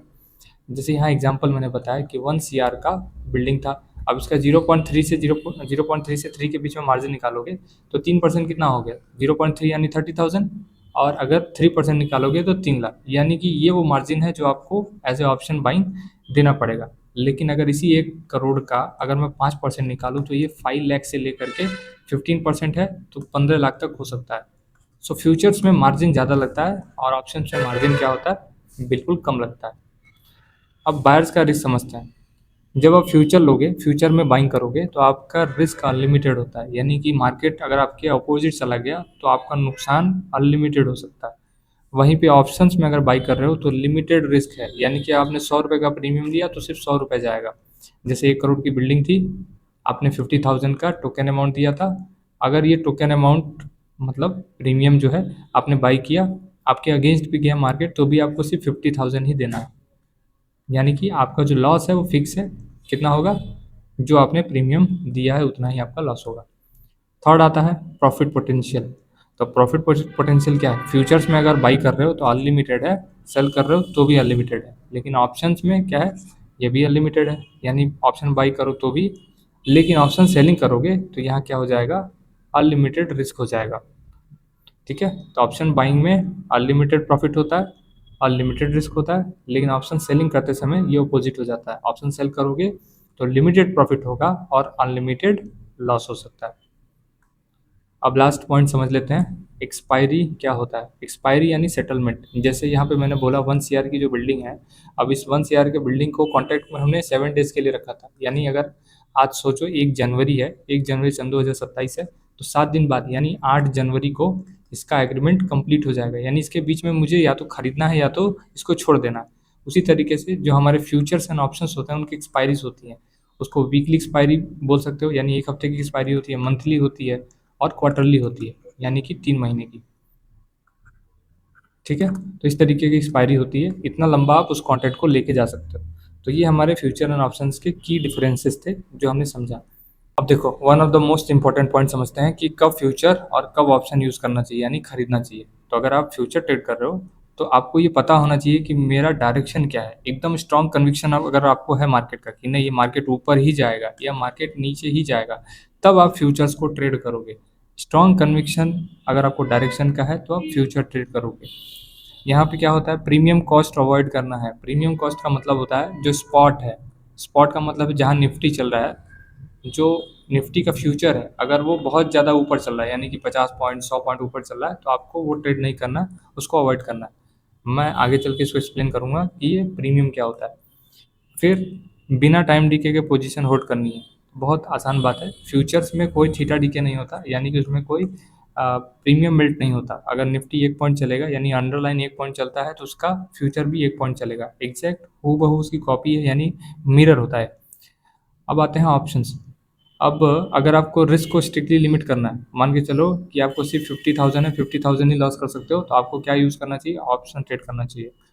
उसके बाद कम कैपिटल में लेवरेज लेना है। अब मैंने क्या बोला कि एक बिल्डिंग है जिसका 1 CR कॉस्ट है, लेकिन आप उसको 0.3 में एक एग्रीमेंट करा सकते हो, है ना। यानी कि सिर्फ 30,000 देके उसका क्या कर सकते हो, बाई करने का राइट ले सकते हो। तो यहाँ लेवरेज का खेल है, आपको कितना लेवरेज मिल रहा है, आपको सिर्फ 30,000 देना है। 1 करोड़ का प्रोडक्ट है पर आपको देना है कितना, 30,000। एग्जाम्पल के लिए 24,000 का एक क्वांटिटी आएगा निफ्टी का, लेकिन जब आप ऑप्शन ट्रेड करते हो तो कितने का होता है, मे बी 100 रुपये, may be 50, may be 200 rupees. तो आपको क्या करना है, उसका बहुत मिनिमम प्रीमियम देके, यानी परसेंटेज वाइज इससे भी कम होगा, आप क्या कर सकते हो, उसको बाई करने का राइट ले सकते हो। ठीक है, अब आते हैं थर्ड पॉइंट। हेजिंग या इनकम स्ट्रैटेजीज बनानी हो तब इसको आप क्या कर सकते हो, यूज़ कर सकते हो। हेजिंग मतलब सेफ्टी। आपको लगता है मार्केट आपके अगेंस्ट में जाएगा, तब आप ऑप्शंस का यूज़ कर सकते हो। तो ये हमारा बेसिक डिफरेंस था फ्यूचर वर्सेस ऑप्शंस का। तो आई होप यहाँ तक आपको ये चैप्टर समझ में आया होगा। फिर भी अगर कोई कन्फ्यूजन है, कोई क्वेश्चन है, तो नोट डाउन कर लो। जब मैं लाइव आऊँगा तो वहाँ पे आप अपने क्वेश्चंस को पूछ सकते हो। इंडेक्स एफ कोर्स के चैप्टर नंबर 8 में हम लोग समझेंगे strike price and option chain क्या होता है। इससे पहले हमने फ्यूचर एंड ऑप्शंस को समझा था। अब हम लोग प्योर ऑप्शंस पे आ चुके हैं, यानी ऑप्शंस में और क्या क्या चीज़ें होती हैं उसको कवर करने वाले हैं। थोड़ा सा रिकैप कर लेते हैं, ऑप्शंस क्या होता है, स्ट्राइक प्राइस क्या होता है, ठीक है, और बाकी चीज़ें। अब देखो, ऑप्शंस में और दो चीज़ें आती हैं जिसको कहा जाता है कॉल या पुट, जिसको शॉर्ट फॉर्म में सी और पी कहा जाता है। अब सी और पी का क्या मतलब है? जब आपको लगता है प्राइस ऊपर जाएगा तब आप कॉल खरीदते हो। यानी आपको लगता है, मान लो निफ्टी है और आपको लगता है निफ्टी का प्राइस ऊपर जाएगा, यानी मार्केट ऊपर की तरफ जाएगा, तो आप क्या क्या बाई करोगे? कॉल ऑप्शन यानी सी बाई करोगे। वहीं पे आपको लगता है कि निफ्टी है और निफ्टी का प्राइस नीचे आएगा, तो आप क्या बाई करोगे? पुट यानी कि पी ऑप्शन बाई करोगे। सो यहाँ एक एग्जांपल दिया है, निफ्टी 24,500 पे है, तुम्हें लगता है कि ये 24,800 तक जाएगा, ठीक है, 24,500 से 24,800 यानी 300 पॉइंट ऊपर जाएगा, तो आप क्या बाई करोगे? कॉल बाई करोगे। फिर एग्जांपल है, निफ्टी 24,500 पे है और तुम्हें लगता है कि 24,200 तक जाएगा, यानी 300 पॉइंट नीचे की तरफ जाएगा, यानी गिरेगा, तो आप क्या बाई करोगे? पुट बाई करोगे। तो ये ऑप्शंस के अंदर दो ऑप्शन आता है, कॉल ऑप्शन और पुट ऑप्शन। मार्केट ऊपर जाएगा तो कॉल बाई करना है, मार्केट नीचे जाएगा तो आपको पुट बाई करना है। अब समझ लेते हैं स्ट्राइक प्राइस क्या होता है। सिंपल डेफिनेशन क्या है? स्ट्राइक प्राइस वो फिक्स प्राइस होती है जिस पर तुम ऑप्शन के थ्रू स्टॉक या इंडेक्स को खरीदने यानी कॉल या बेचने यानी पुट का हक यानी राइट लेते हो। मैंने अभी बताया था एक बिल्डिंग का एग्जांपल, जिसमें 1 CR का बिल्डिंग प्राइस है और आपको लगता है ये 2 CR जाएगा, ठीक है, या आपको लगता है कि ये 3 CR जाएगा। तो ये जो 1 to 2 गया है, 2 से 3 गया है, इन्हीं प्राइसेस को हम स्ट्राइक प्राइस बोलते हैं, स्ट्राइक प्राइस बोलते हैं, ठीक है। जैसे निफ्टी के केस में हम लोग 50 पॉइंट का स्ट्राइक प्राइस लेते हैं। मान लो निफ्टी 24,000 चल रहा है, यानी कि इससे 50 पॉइंट ऊपर 24,050 एक स्ट्राइक प्राइस है, 24,100 आपका स्ट्राइक प्राइस है, 24,150 आपका स्ट्राइक प्राइस है। अब इसके नीचे 23,950 आपका स्ट्राइक प्राइस है, 23,900 आपका स्ट्राइक प्राइस है। सो ये जो भी 50 पॉइंट के गैप्स पे ये नंबर्स हैं, यानी ये फिक्स नंबर जो दिख रहे हैं 50 पॉइंट के गैप पे, इनको हम स्ट्राइक प्राइस बोलते हैं। अब समझ लेते हैं स्ट्राइक प्राइस में कि ऑप्शंस को और किस नाम से जाना जाता है। जैसे यहाँ पे क्या लिखा है, आईटीएम यानी इन द मनी, एटीएम यानी एट द मनी, ओटीएम यानी आउट ऑफ द मनी। तो हमारे जो ऑप्शंस होते हैं वो तीन तरीके के होते हैं, या तो वो आईटीएम होंगे, या तो एटीएम होंगे, या तो आउट ऑफ द मनी होंगे। तो इसका एग्जांपल कैसे समझोगे? मान लो निफ्टी का करंट प्राइस है 24,500, निफ्टी चल रहा है 24,500 पे और आपने स्ट्राइक प्राइस लिया है 24,400, 24,400 का स्ट्राइक प्राइस लिया है, यानी कि 400 से 500 कितने पॉइंट का डिफरेंस है? 100। 400 आपने खरीदा और मार्केट चला गया 24,400, आपने खरीदा और मार्केट चला गया 24,500, यानी 100 पॉइंट आपके खरीदे हुए प्राइस से ऊपर है। तो इस तरीके के प्राइसेस को हम कहते हैं आईटीएम यानी इन द मनी। फिर आता है एटीएम ऑप्शन, जिसमें क्या है, प्राइस जहाँ चल रहा है स्ट्राइक प्राइस भी दोनों सेम है, यानी कि 24,500 पे प्राइस चल रहा है और 24,500 पे ही आपका स्ट्राइक प्राइस है, यानी कि उसको कहा जाता है एट द मनी। अब यहाँ पे ओटीएम को समझ लेते हैं। 24,500 पे मार्केट चल रहा है और आपने स्ट्राइक प्राइस लिया है 24,600, यानी कि 24,500 से 24,600 मार्केट के बीच में 100 पॉइंट का डिफरेंस है। तो अगर जहाँ पे मार्केट चल रहा है उससे ऊपर का स्ट्राइक प्राइस लिया है तो उसको कहा जाएगा ओटीएम यानी out of the money option. अब जो भी तीन चीज़ें मैंने बताई, यानी तीन टाइप के ऑप्शन, आईटीएम, एटीएम और ओटीएम, इसके डेफिनेशन लिखे हुए हैं, तो इसको आप पॉज करके देख सकते हो या समझ सकते हो। अब समझ लेते हैं ऑप्शन चेन क्या होता है। तो ऑप्शन चेन एक टेबल होती है जिसमें एक ही स्टॉक या इंडेक्स की सारे स्ट्राइक प्राइसेस एक साथ दिखते हैं, यानी कि कॉल कॉल के भी स्ट्राइक प्राइस दिखते हैं और पुट के भी स्ट्राइक प्राइस दिखते हैं, और दोनों साइड में प्राइस, वॉल्यूम और ओपन इंटरेस्ट का डेटा दिखता है। अभी मैं इसको दिखाऊंगा कि एक ऑप्शन चेन किस तरीके से दिखता है, उसमें क्या क्या डेटा होता है। उससे पहले हम बताते हैं कि ऑप्शन चेन होता क्या है, देखते क्यों हैं। तो ऑप्शन चेन एक ऐसा कंप्लीट टेबल है जहाँ पे मुझे सारे स्ट्राइक प्राइजेस मिल जाते हैं अलग अलग डेटा के साथ। जैसे कि वॉल्यूम क्या है वहाँ पे उस स्ट्राइक प्राइस का, वाई क्या है, चेंज इन वाई क्या है, ये सारा का सारा डेटा कहाँ मिलेगा? ऑप्शन चेन में देखने को मिलता है। और दूसरा क्या हमें पता चलता है? ट्रेडर सेंटिमेंट पता चलता है। ऑप्शन चेन से हमें एक चीज़ समझ में आता है कि कौन से डायरेक्शन में मार्केट मूव कर सकता है, ऊपर जाएगा या नीचे जाएगा, या सपोर्ट कहाँ पे हो सकता है और रेजिस्टेंस कहाँ पे हो सकता है। तो ये सारा डेटा कौन देता है? ऑप्शन चेन देता है। फिर आता है सही स्ट्राइक प्राइस चूज करने में हेल्प करता है। अब आज का टाइम जो है वो फास्ट हो गया ऑप्शन ट्रेडिंग में, क्योंकि जो मार्केट है वो काफ़ी तेज़ ऊपर या नीचे की तरफ मूव करता है। तो ऑप्शन चेन को अगर नहीं समझेंगे आप, तो हो सकता है कि आप ट्रेड करने में गलती कर दें। तो इसीलिए ये ऑप्शन चेन जो होता है वो हमारे लिए बहुत इंपॉर्टेंट है। जो ऑप्शन चेन का फॉर्मेट होता है वो इस तरीके का होता है। जो मिड में आप प्राइस देखोगे, यहाँ पे स्ट्राइक प्राइस दिखता है, जो मैंने प्रीवियस एक्सप्लेन किया था कि स्ट्राइक प्राइस क्या होता है। तो यहाँ 24,300, 24,400, 500, 600 और 700, ये सब के सब कंप्लीट क्या है, स्ट्राइक प्राइस है। और उसके बाद ये आता है एल।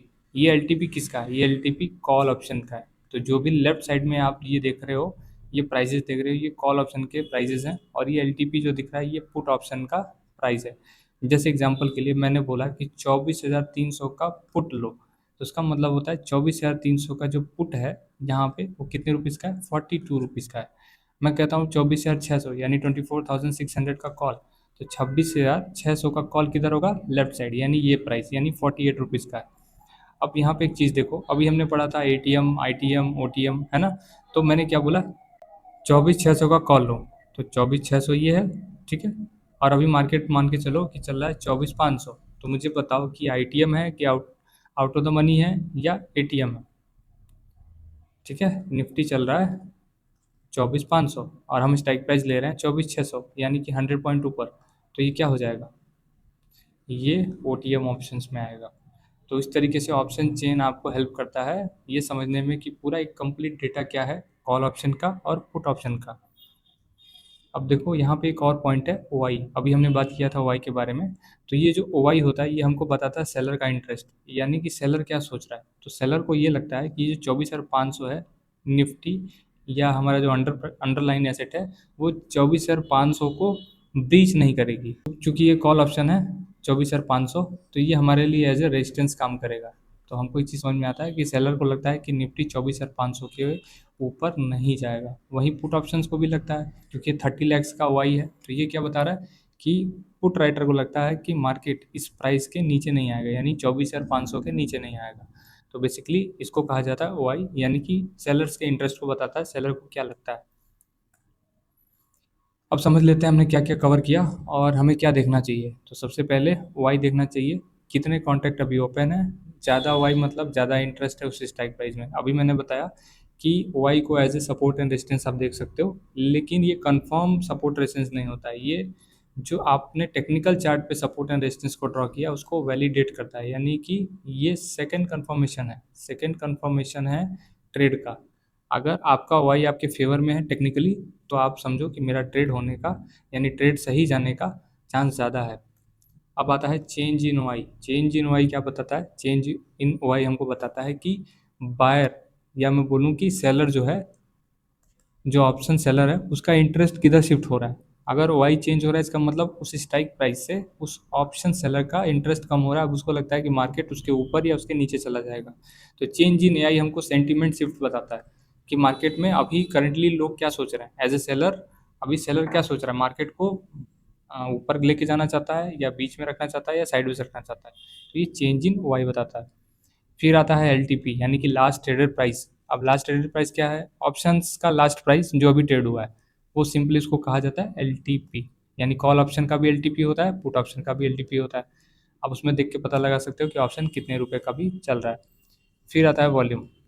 अब देखो वॉल्यूम क्या है कि कितना ज़्यादा ट्रांजेक्शन हो रहा है उस स्ट्राइक प्राइस में। अगर ज़्यादा ट्रांजेक्शन हो रहा है यानी कि ज़्यादा लोग उसमें इंटरेस्टेड हैं, तो अगर वो वॉल्यूम ज़्यादा होगा तो वो स्ट्राइक प्राइस लिक्विड होगा। लिक्विड का मतलब होगा कि ज़्यादा आप उसमें बड़ी पोजीशंस क्रिएट कर सकते हो। अब वो जो पोजीशंस है वो इसलिए है कि आपको ट्रेड करने की अपॉर्चुनिटी अच्छी मिलेगी उसमें। अब लास्ट पॉइंट, इम्प्लाइड वॉलीटिलिटी। अब इम्प्लाइड वॉलीटिलिटी का एक अलग से चैप्टर है, लेकिन यहाँ पे एक छोटा सा पोर्शन में कवर कर देता हूँ। आईवी हमको बताता है कि मार्केट में अभी आने वाला टाइम कैसा है। अगर आईवी ज़्यादा है तो मार्केट को लगता है मार्केट में सडन ऊपर की तरफ या नीचे की तरफ एक मोमेंटम आएगा। लेकिन आईवी अगर लो है तो हमको एक चीज़ समझ में आता है कि मार्केट क्या रहेगा, साइडवेज रहेगा, या कोई मेजर मोमेंटम ऊपर या नीचे नहीं करने वाला। और इसमें सेकंड पॉइंट ये समझ में आता है कि ज़्यादा आईवी का मतलब है प्रीमियम महंगे हो जाएंगे। जो चीज़ 100 रुपये का मिल रहा था अब वो हो सकता है 150 का मिले।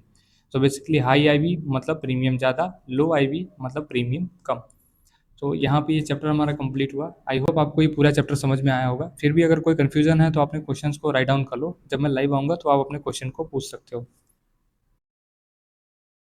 इंडेक्स एफएनओ कोर्स का चैप्टर नंबर 9 आज से हम स्टार्ट करने जा रहे हैं। चैप्टर का नाम है ऑप्शन ग्रीक्स। मैंने आपको बताया था जो ऑप्शंस होते हैं वो दो तरीके के होते हैं, या तो कॉल ऑप्शन होता है यानी सी, या तो पुट ऑप्शन यानी पी।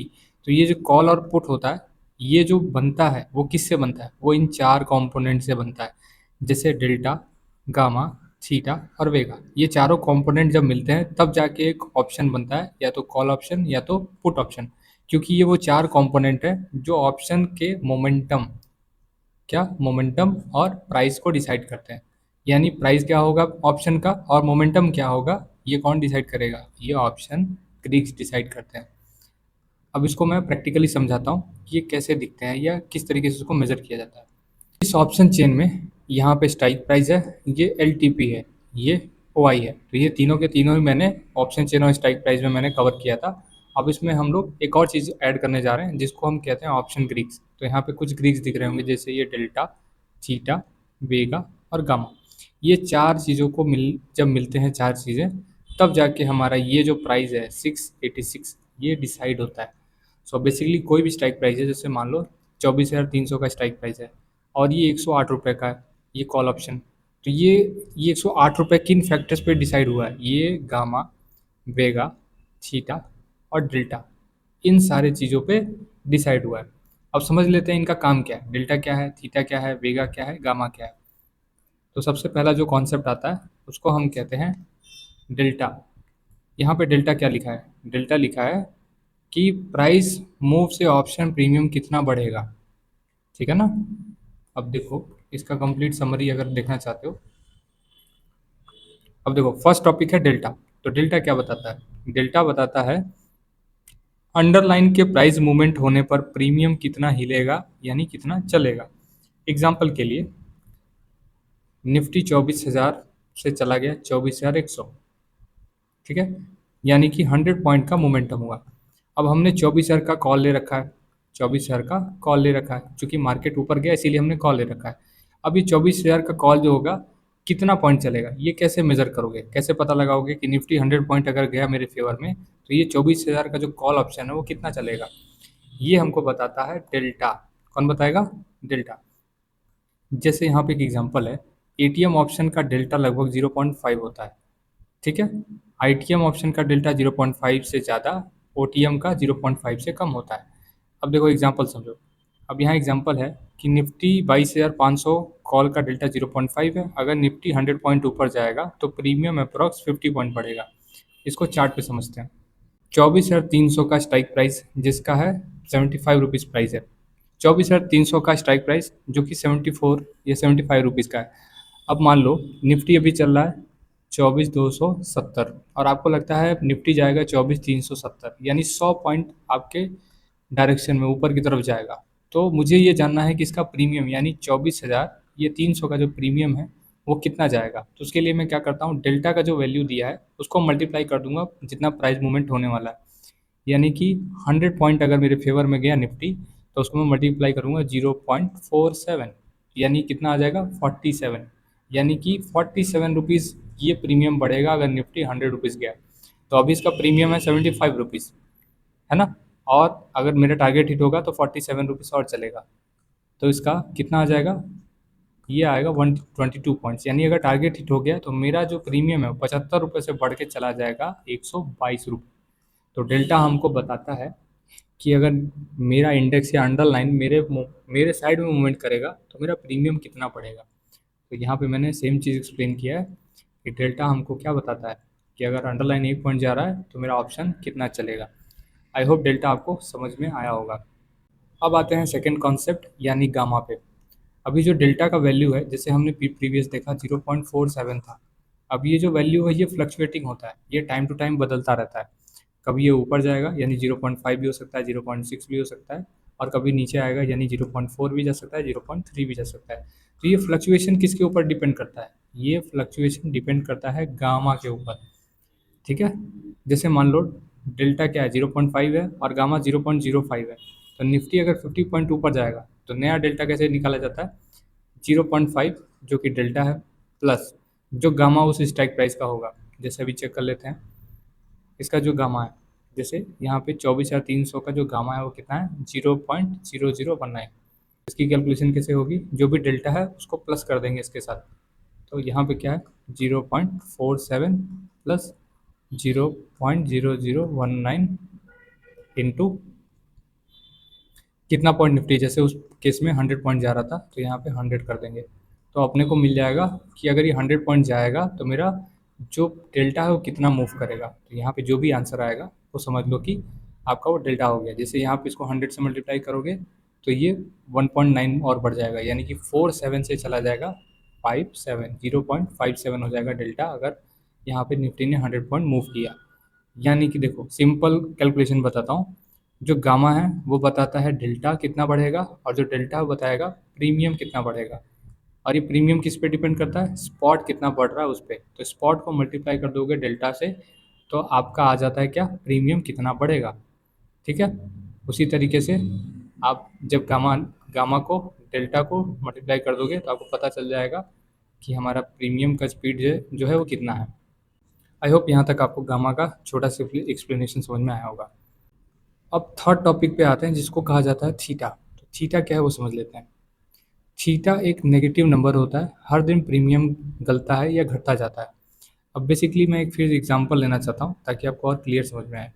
फिर से 1 CR वाले प्लॉट का एग्जांपल लेते हैं। मान लो 1 CR था और इसका जो एग्रीमेंट हुआ यानी टोकन अमाउंट जो दिया गया था वो 50,000 दिया गया। ठीक है, अब यहाँ पे बायर क्या बोलता है, बायर बोलता है कि 7 डेज के लिए ये एग्रीमेंट है, और सेलर भी बोलता है ठीक है 7 डेज के लिए एग्रीमेंट करते हैं। लेकिन फिर सेलर बोलता है कि मैंने 1 CR की प्रॉपर्टी को रिस्क कर दिया है 50,000 के लिए, तो मेरे सेफ्टी के लिए आप क्या दोगे।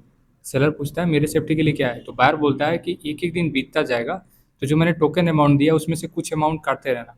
जैसे 5,000 काट लिया, उसके बाद नेक्स्ट डे फिर 5,000 काट लिया, फिर नेक्स्ट डे फिर 5,000 काट लिया। तो बेसिकली अगर मेरा टाइम लैप्स हो रहा है यानी कि हर दिन घटता जा रहा है तो टोकन अमाउंट से मैं पैसा काटते जा रहा हूँ। और अगर आप जैसे चौथे दिन आते हो कहते हो कि मेरे को ये ज़मीन नहीं खरीदना है, ठीक है, फोर्थ डे आप आते हो कहते हो कि ये कॉन्ट्रैक्ट मुझे नहीं करना, तो सेलर बोलेगा ठीक है आपका 3 दिन लैप्स हो चुका है, यानी कि 15,000 इस प्रीमियम से काट लूँगा और बचा हुआ पैसा आपको दे दूंगा, यानी 35,000 आपको जो सेलर है यानी एज ए बायर आप अगर गए एग्रीमेंट कॉन्ट्रैक्ट जो है कैंसिल कराते हैं तो सेलर आपको कितना देगा, 35,000 देगा, ये 50,000 का टोकन अमाउंट वापस नहीं करेगा। तो इसी को हम कहते हैं थीटा डीके। समय के साथ क्या हो रहा है, सेलर उसमें से कुछ कुछ पैसा काटते जा रहा है, तो उसी पूरे प्रोसेस को कहा जाता है थीटा डीके। अब एक्सपायरी जितना पास होता है थीटा डीके उतनी तेज़ी से बढ़ता है। तो एक कंडीशन है याद रखिएगा, मान लो एक्सपायरी को 2 दिन बचा है तो उसका थीटा डीके ज़्यादा होगा, 1 दिन बचा है बहुत तेज़ी से होगा, और जिस दिन जीरो डी है यानी कि जिस दिन एक्सपायरी है उस दिन तो बहुत ज़्यादा होता है। तो थीटा उसको कहा जाता है जिसमें टाइम वैल्यू क्या होता है, घटा जाता है। फिर यहाँ देखो क्या लिखा है, ऑप्शन बायर के लिए दुश्मन है ये और ऑप्शन सेलर के लिए दोस्त है।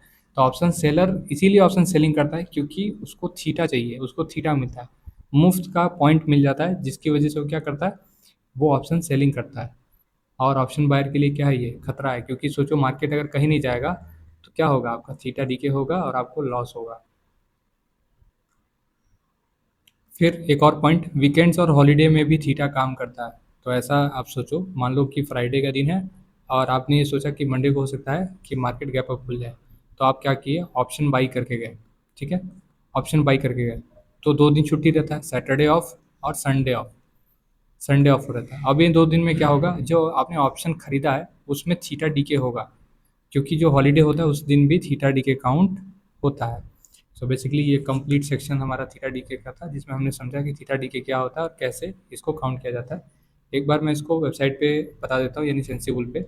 अब इस स्ट्राइक प्राइस में देखो 24,300 का जो थीटा है उसमें लिखा है 11 पॉइंट, यानी मार्केट अगर कहीं नहीं जाता, जहाँ खुला वहीं बंद हो जाएगा, तो ये 11 पॉइंट आज प्रीमियम गल जाएगा किसी भी हालत में। तो 75 रुपये से 11 रुपये हटा दोगे तो आपको मालूम है कितना मेरा आज का प्रीमियम बचने वाला है at the end of the day. इसी तरीके से मान लो आपका स्ट्राइक प्राइस चेंज हो गया, 23,900 हो गया, इसमें 388 रुपये, इसका थीटा डीके देखो आप कितना आ रहा है, 0.48। तो यानी कि आज मार्केट कहीं भी नहीं गया तो 0.4 रुपीज़ क्या होगा, मेरा थीटा डीके होने वाला है। आई होप यहाँ पे आपने थीटा डीके को समझ लिया होगा। अब हम चलते हैं लास्ट टॉपिक यानी वेगा के ऊपर। वेगा क्या होता है और किस तरीके से इसको देखा जाता है। तो वेगा को बोला जाता है आईवी यानी इम्प्लाइड वॉलेटिलिटी, और इसका प्रीमियम पे क्या असर होता है वो समझ लेते हैं। वेगा बताता है आईवी के 1% चेंज होने पर प्रीमियम कितना बढ़ेगा या घटेगा।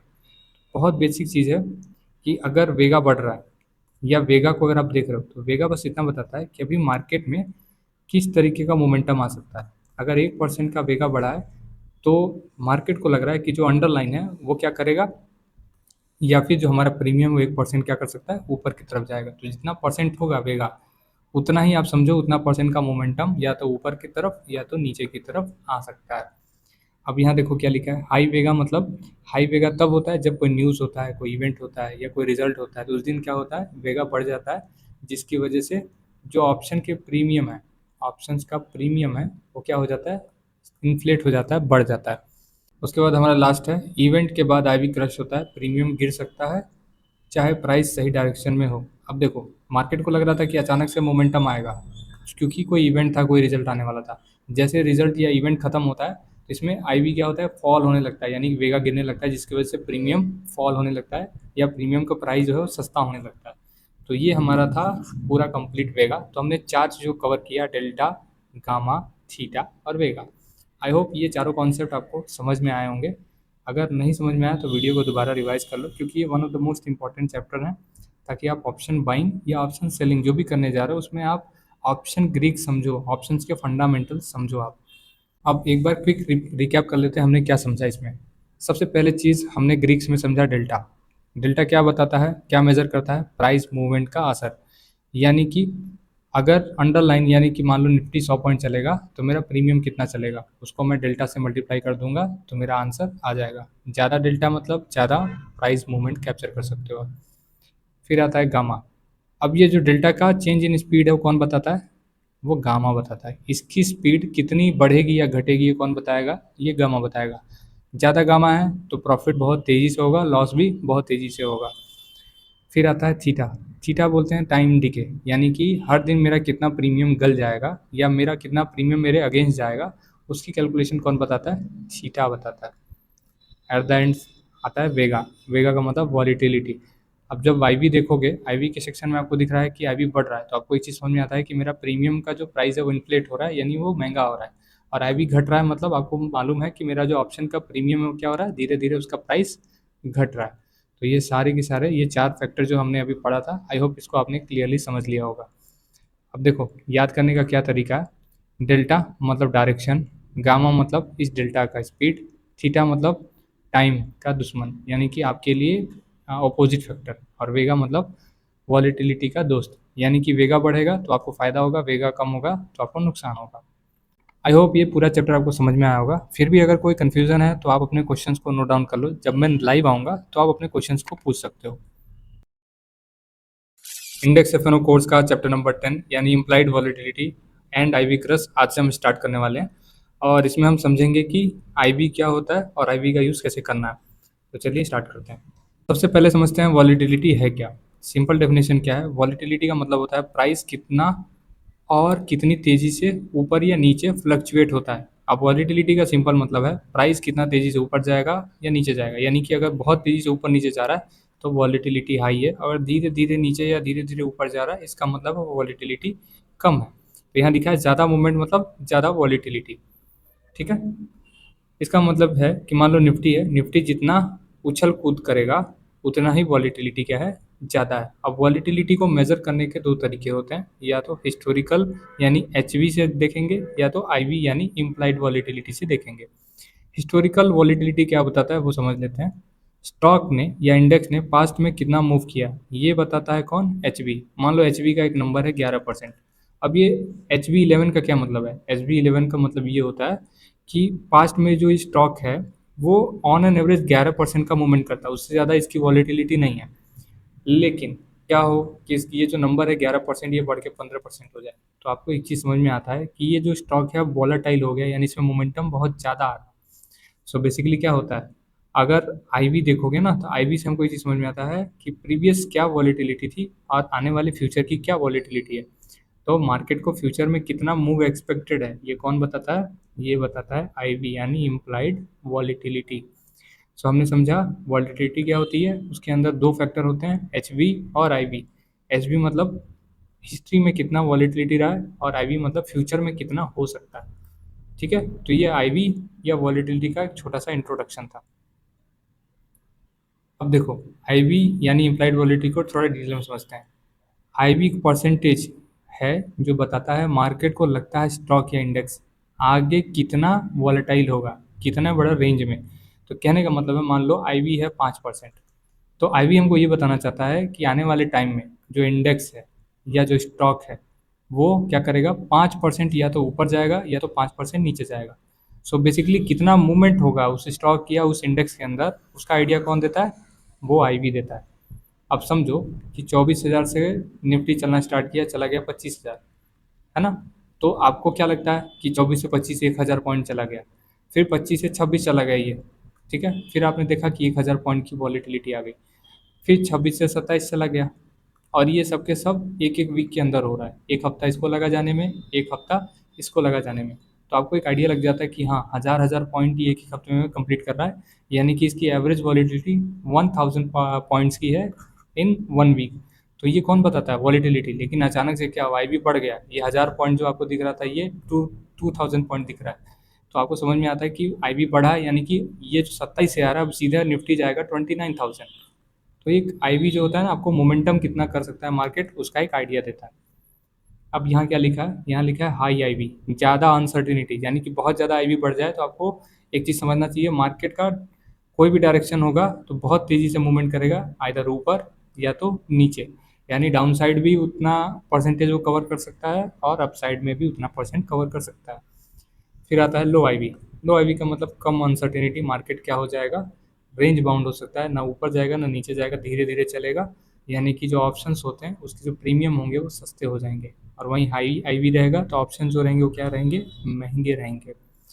इसका एक एग्जांपल मैं आपको बताता हूँ, जैसे बजट के दिन या हमारा जो गवर्नमेंट का रिजल्ट आने वाला होता है, उस दिन आप देखना जो हमारे प्रीमियम होते हैं आमतौर पे 100 रुपये का प्रीमियम होगा, 200 का प्रीमियम होगा, लेकिन जब बजट के दिन देखोगे तो 700 का प्रीमियम दिखाएगा, 1,000 का प्रीमियम दिखाएगा। तो ये क्यों होता है, ये होता है आईवी की वजह से, क्योंकि अनएक्सपेक्टेड मूवमेंट्स हो सकते हैं। अब हो सकता है बजट आपके फेवर में भी आए और ना भी आए, तो दोनों ही केसेस में जो उसका सर्टेनिटी है वो बढ़ा हुआ है, किसी को नहीं पता कि मार्केट अभी कैसा रिएक्ट करेगा। तो इसीलिए हाईवी ज़्यादा है, आईवी ज़्यादा है तो क्या हो जाएगा, ऑप्शंस भी महंगे हो जाएंगे। अब यहाँ देखो IV by percentile, current IV को पास्ट आईवी से कंपेयर करते हैं, ट्रेड लेने से पहले जरूर चेक करो। यानी कि अब किसी भी स्टॉक में ट्रेड करने जा रहे हो, ऑप्शन ट्रेड करने जा रहे हो, तो रैंडमली मत करो, पहले देखो कि एच यानी कि हिस्टोरिकल वॉलीटिलिटी कितना है, और देखो कि अभी का आईवी क्या चल रहा है। जब दोनों का आप एक कंपैरिजन करोगे तो आपको समझ में आ जाएगा कि मुझे इसमें ट्रेड करना है या नहीं करना है। अब देखो, ये जो प्रीमियम है, ऑप्शन का प्रीमियम है, वो दो चीज़ों से मिलकर बना है, एक है इंट्रिंसिक वैल्यू और एक है टाइम वैल्यू। टाइम वैल्यू को ही हम आईवी से कंट्रोल कर सकते हैं, ठीक है। कैसे कर सकते हैं वो समझो। जब आईवी बढ़ेगा तो क्या होगा, ऑप्शन का प्रीमियम बढ़ेगा। तो हमने एक चीज़ समझा था, जो टाइम वैल्यू यानी जो थीटा है वो समय के साथ क्या होता है, गलता जाता है, थीटा डीके होने लगता है। लेकिन आईवी वो चीज़ है जो इस थीटा थीटा को क्या कर सकता है, बैलेंस कर सकता है। यानी कि थीटा डीके हो रहा है, लेकिन आईवी जैसी बढ़ेगा ये प्रीमियम में और ज़्यादा इसमें ऐड कर देगा, प्रीमियम को और इन्फ्लेट कर देगा, यानी थीटा डीके का जो असर है उसको कम कर देगा। सो बेसिकली अगर आईवी अगर इंक्रीज हो रहा है तो क्या हो जाएगा, आपका टाइम वैल्यू कंट्रोल में आ जाता है। सो यहाँ पे आईवी बढ़ने और घटने का सेम यहाँ पे जो मैंने अभी रीज़न बताया, वो यहाँ पे क्या है, टाइम वैल्यू का एडजस्टमेंट।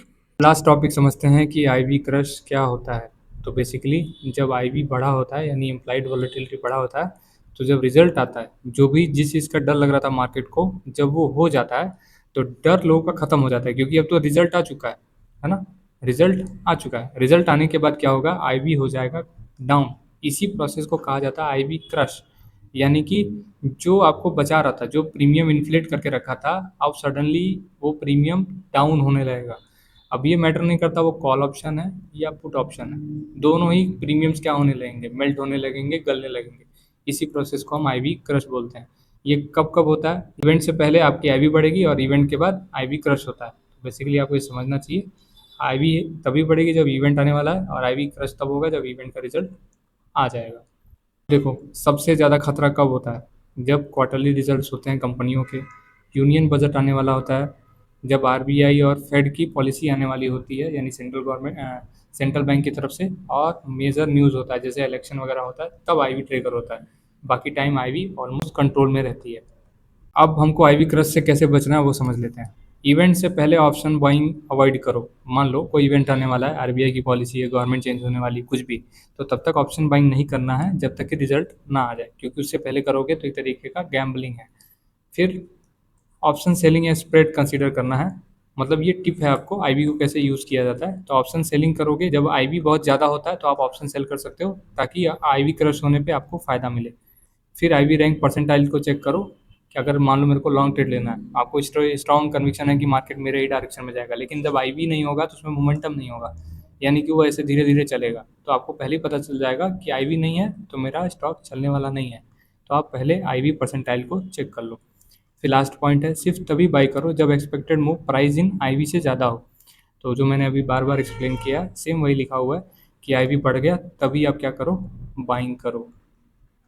आई होप ये चैप्टर आपको समझ में आया होगा कि आईवी क्या है, यानी इम्प्लाइड वॉलिटिलिटी क्या है और आईवी क्रश क्या है। अगर कोई भी क्वेश्चन आपके दिमाग में है तो उसको नोट डाउन कर लो, जब मैं लाइव आऊँगा तो वहाँ पे आप मुझसे क्वेश्चन पूछ सकते हो। इंडेक्स एफएनओ कोर्स का चैप्टर नंबर 11 यानी स्ट्रैटेजी पोर्शन को आज हम कवर करने वाले हैं। इससे पहले मैंने 10 चैप्टर्स को कंप्लीट किया, जिसमें टेक्निकल एस्पेक्ट्स और ऑप्शंस के फंडामेंटल को मैंने आप सबको अच्छे से एक्सप्लेन किया है। अभी जो स्ट्रैटेजी है इसको मैंने कुछ टॉपिक्स में डिवाइड किया है, यानी कि ये पूरा फ्रेमवर्क है जो आपको स्टेप बाय स्टेप गाइड करेगा कि मुझे मार्केट में सबसे पहले क्या इंप्लीमेंट करना है, और तब जाके आपकी स्ट्रैटेजी जो है कम्प्लीटली तैयार होगी। तो हमने एक चैप्टर पढ़ा था सपोर्ट एंड रेजिस्टेंस, आपको याद होगा। जब भी हम अपनी इस स्ट्रैटेजी को डिप्लॉय करेंगे तो पहले चार्ट पे आपको सपोर्ट एंड रेजिस्टेंस को फाइंड करना है। एग्जांपल के लिए यहाँ पे रेफरेंस पॉइंट में मेरे पास ये प्राइस चल रहा है और इसका लोवेस्ट प्राइस ये है और हाईएस्ट ये है, इसके बाद लोवेस्ट यहाँ पे है।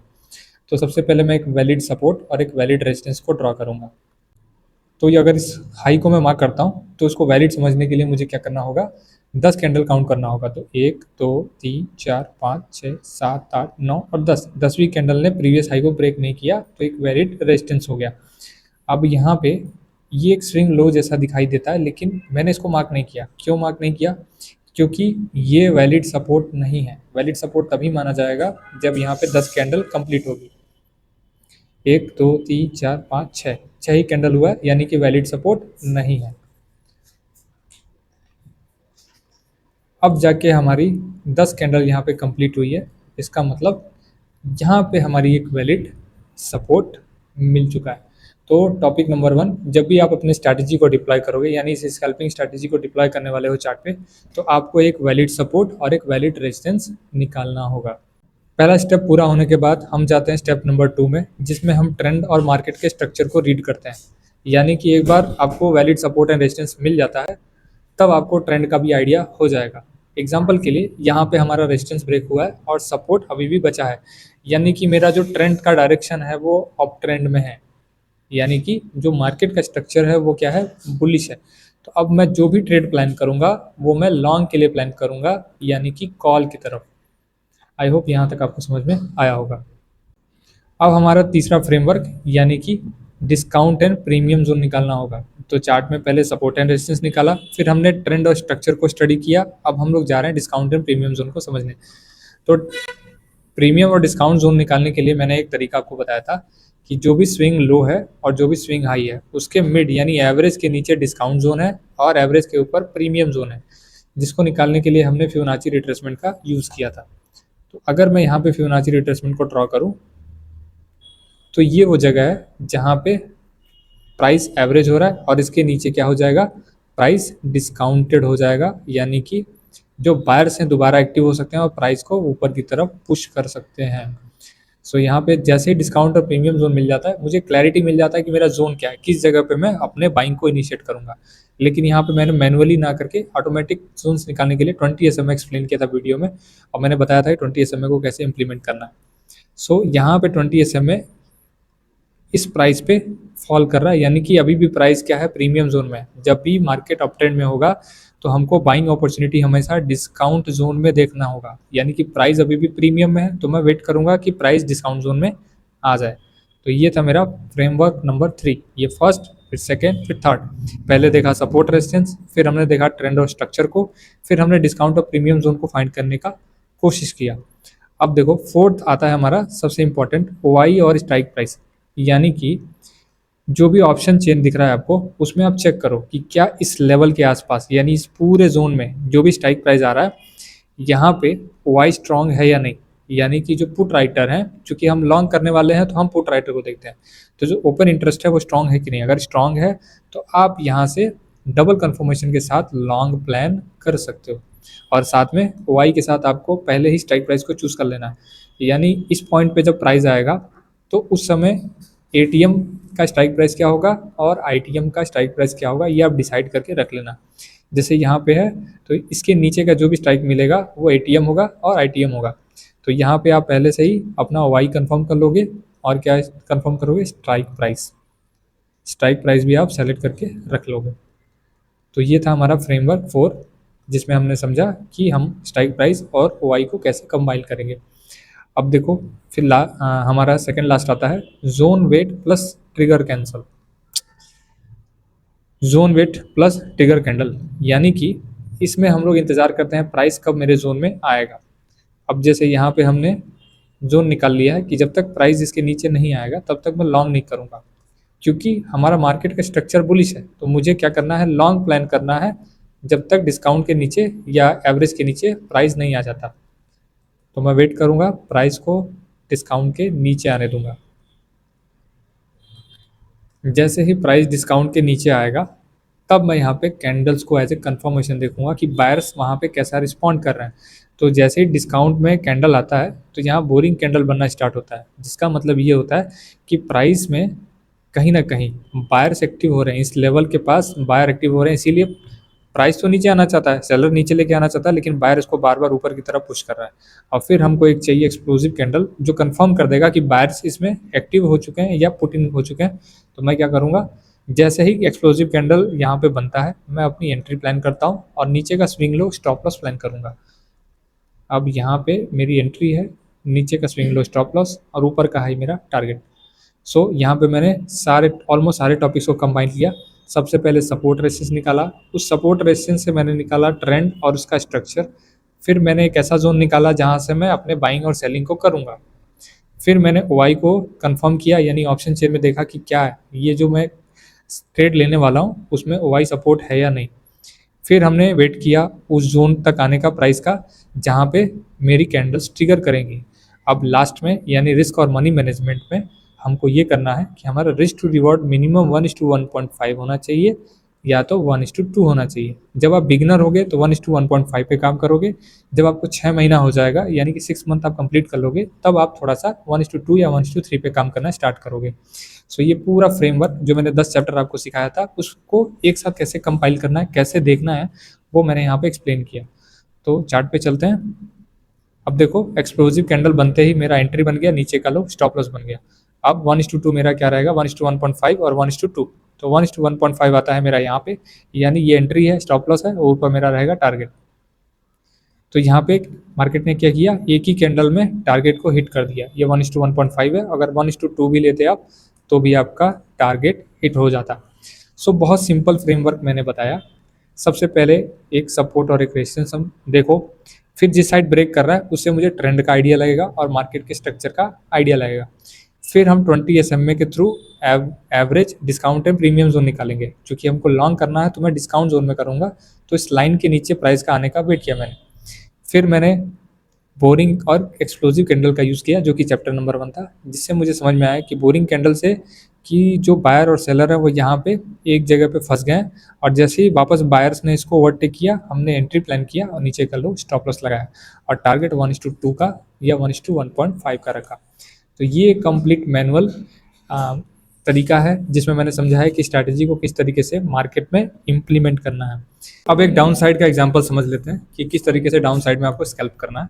तो सबसे पहले एक लो आपको मार्क करना है, यानी कि सपोर्ट मार्क करो और एक रेजिस्टेंस मार्क करो। आपको वेट करना होगा कि सपोर्ट ब्रेक हो जाए, यानी कि एक क्लियर ट्रेंड मिल जाए।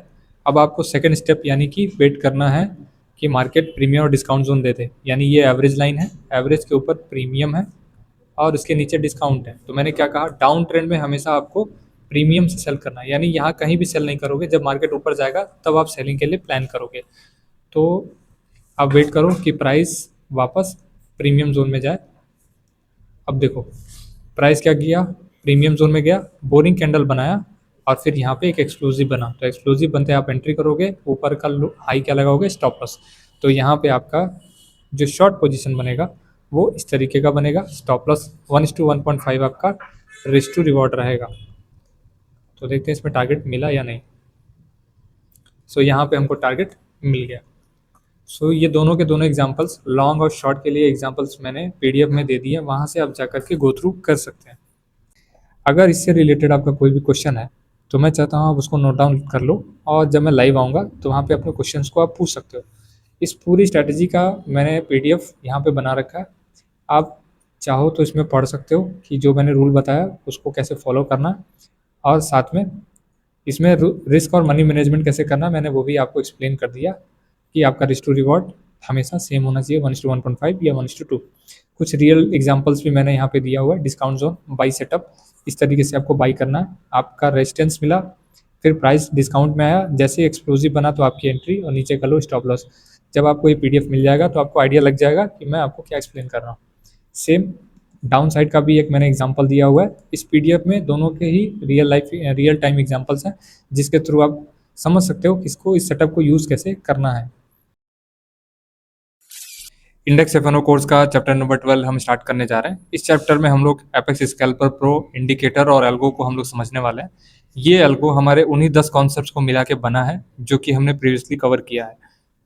एक छोटा सा क्विक रिकैप मैं चैप्टर 11 का देना चाहता हूँ, जहाँ पे मैंने बताया था कि आप किस तरीके से जो कॉन्सेप्ट आपने पढ़ा है उसको एक स्ट्रैटेजी के तौर पे देखना है। तो सबसे पहले हमने समझा था सपोर्ट रेजिस्टेंस, फिर उसके बाद ट्रेंड कंफर्मेशन करना होता है जिससे हमको मार्केट का स्ट्रक्चर मिलता है, फिर डिस्काउंट प्रीमियम जोन निकालते हैं, y confirmation, strike price, boring और एक्सप्लोजिव कैंडल के थ्रू अपनी एंट्री लेते हैं, और रिस्क टू रिवॉर्ड 1:1.5 और 1:2 रखते हैं। यहाँ पे रिस्क टू रिवॉर्ड 1:2 रखते हैं।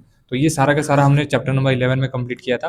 अब इसमें सारे के सारे जो कॉन्सेप्ट हमने पढ़े हैं वो मैनुअल है, यानी कि सब कुछ आपको ही करना होगा। सपोर्ट रेजिस्टेंस फाइंड करने से लेकर के एंट्री, स्टॉप लॉस और टारगेट तक सारा काम मैनुअल है। सब कुछ आपको अपने ऑब्जर्वेशन, आपके एक्सपीरियंस के ऊपर ही निकालना होता है। लेकिन यहाँ पे एक और मेथड है जिसके थ्रू आप ये ऑटोमेटिक तरीके से कर सकते हो। तो मैं अपने चार्ट पे आपको एक बार लेके चलूँगा। यहाँ पे मैंने अपना इंडिकेटर और एल्गो लगा रखा है, इसका नाम है एपेक्स स्कैल्पर प्रो। ये सेम वही स्ट्रैटेजी है जिसको आपने मैनुअली सीखा है, बस फ़र्क कितना है कि ये कैलकुलेशन बेस्ड चलता है और वहाँ पे हमको मैनुअल कैलकुलेशन करना होता है। अब इसका जो इंटरफेस है, जब आप नॉर्मल चार्ट देखोगे तो कुछ इस तरीके का दिखाई देगा, लेकिन इंडिकेटर प्लॉट करने के बाद इस तरीके का इंटरफेस आपके सामने आ जाएगा। तो यहाँ पे बेसिकली कुछ कलर्स दिख रहे होंगे, लाइंस दिख रही होंगी, उसके बाद ये लॉन्ग शॉर्ट टूल दिख रहा होगा जिसमें एंट्री है, स्टॉप लॉस है, टारगेट है। तो ये पूरा का पूरा जो चैप्टर है, यानी कि चैप्टर 12, इसके बारे में ही है। अब समझ लेते हैं कि एपेक्स स्कैल्पर प्रो है क्या। ये एक ट्रेडिंग व्यू इंडिकेटर है जो कि ट्रेडर्स पाथ एकेडमी द्वारा बनाया गया है, जिसको हमने उन 10 कॉन्सेप्ट्स के ऊपर, यानी कि जो 10 चैप्टर आपने कंप्लीट किया है उसके बेस पे बनाया है। इसका काम क्या है, यानी फीचर क्या है, ये मार्केट स्ट्रक्चर को और ट्रेंड डायरेक्शन को अपने आप निकालता है, यानी कैलकुलेट करता है। फिर बोरिंग एक्सप्लोजिव कैंडल्स को भी अपने आप ये डिटेक्ट करता है, स्टॉप लॉस और टारगेट भी आपको चार्ट पे निकाल के देगा। और जो ये काम करता है, ये निफ्टी में काम करता है, बैंक निफ्टी में, और अदर इंडेक्स चार्ट पे भी काम करता है। तो बेसिकली इसको एफएनओ ट्रेडिंग के लिए बनाया गया और खासकर इंडेक्स ट्रेडिंग के लिए। अब मोस्ट इंपॉर्टेंट क्वेश्चन ये है कि इसको बनाया किस लिए गया। तो इसको बनाया इसलिए गया है ताकि आप रिस्क को मैनेज कर पाओ एक पर्टिकुलर स्ट्रैटेजी के ऊपर। क्योंकि जब भी आप किसी स्ट्रैटेजी को मैनुअली डिप्लॉय करते हो, अगर एक भी एरर आपके थ्रू हुआ, यानी आपसे हुआ, तो उसकी स्ट्रैटेजी की एक्यूरेसी, उसका रिस्क मैनेजमेंट, मनी मैनेजमेंट सब कुछ डिस्टर्ब हो सकता है। यानी कि मैथमेटिकल कैलकुलेशन के बिना जो भी आप काम करोगे उसके रिजल्ट्स वेरिएशंस हो सकते हैं, उसके रिजल्ट्स में वेरिएशन आ सकती है। तो यहाँ पे जब आप इस इंडिकेटर और एल्गो के थ्रू ट्रेड करते हो तो आपको एक प्रॉपर कैलकुलेशन मिलता है, आपका रिस्क मैनेजमेंट अच्छा होता है, मनी मैनेजमेंट अच्छा होता है। तो इसका जो 3 काम है वो ये है कि स्टॉप लॉस, सबसे पहली बात एटीआर बेस्ड स्टॉप लॉस निकाल के देता है। एटीआर मैंने इसे पहले जिक्र नहीं किया, तो एटीआर एक ऐसा तरीका है जिसमें हम स्टॉप लॉसेस में एक बफर दे सकते हैं, यानी कि ऐसा पॉइंट निकाल सकते हैं जहाँ पे प्राइस घूमता है या स्टॉप लॉसेस कम लगते हैं। फिर आता है टीपी, यानी कि स्मार्ट टारगेट, ये लिक्विडिटी को टारगेट करता है, यानी प्रीवियस स्विंग हाई या इस तरीके के स्ट्रक्चर में जो प्रीवियस लिक्विडिटी पड़ी होती है उनको एज ए टारगेट ये निकालता है। और फिर लास्ट, पोजीशन साइज कैलकुलेशन, ये आपको बताएगा कि आपको क्वांटिटी कितना रखना है और किस टाइम पे रखना है। तो ये 3 फीचर्स जो मुझे लगता है एक ट्रेडर को फॉलो करना चाहिए, वो सारा मैंने इसमें इस एल्गो में इम्प्लीमेंट किया है। अब समझ लेते हैं रिस्क मैनेजमेंट का एक और पार्ट, जिसमें मैंने सेशन लॉक और परफॉर्मेंस डैशबोर्ड रखा है, जिससे कि एक प्रॉफिटेबल डे, यानी कि एक प्रॉफिटेबल ट्रेड अगर हो गया, समझो 9:15 को मार्केट खुला, 9:20 को आपको एक सिग्नल मिला और उसका टारगेट हिट हो गया। टीपी हिट होते ही ये नेक्स्ट सिग्नल जनरेट नहीं करेगा, क्योंकि इसके रिस्क मैनेजमेंट में ये है कि एक प्रॉफिटेबल ट्रेडर कभी भी मल्टीपल ट्रेड नहीं करता, यानी कि एक ट्रेड आपका प्रॉफिटेबल है, आप सिस्टम क्लोज कर दोगे, और मैक्स आपको 3 ट्रेड्स देगा ये दिन में, उससे ज़्यादा ट्रेड्स नहीं देने वाला। तो सेटअप चाहे 15 बने 20 बने कोई फ़र्क नहीं पड़ता, ये अपने सिस्टम को ही फॉलो करेगा।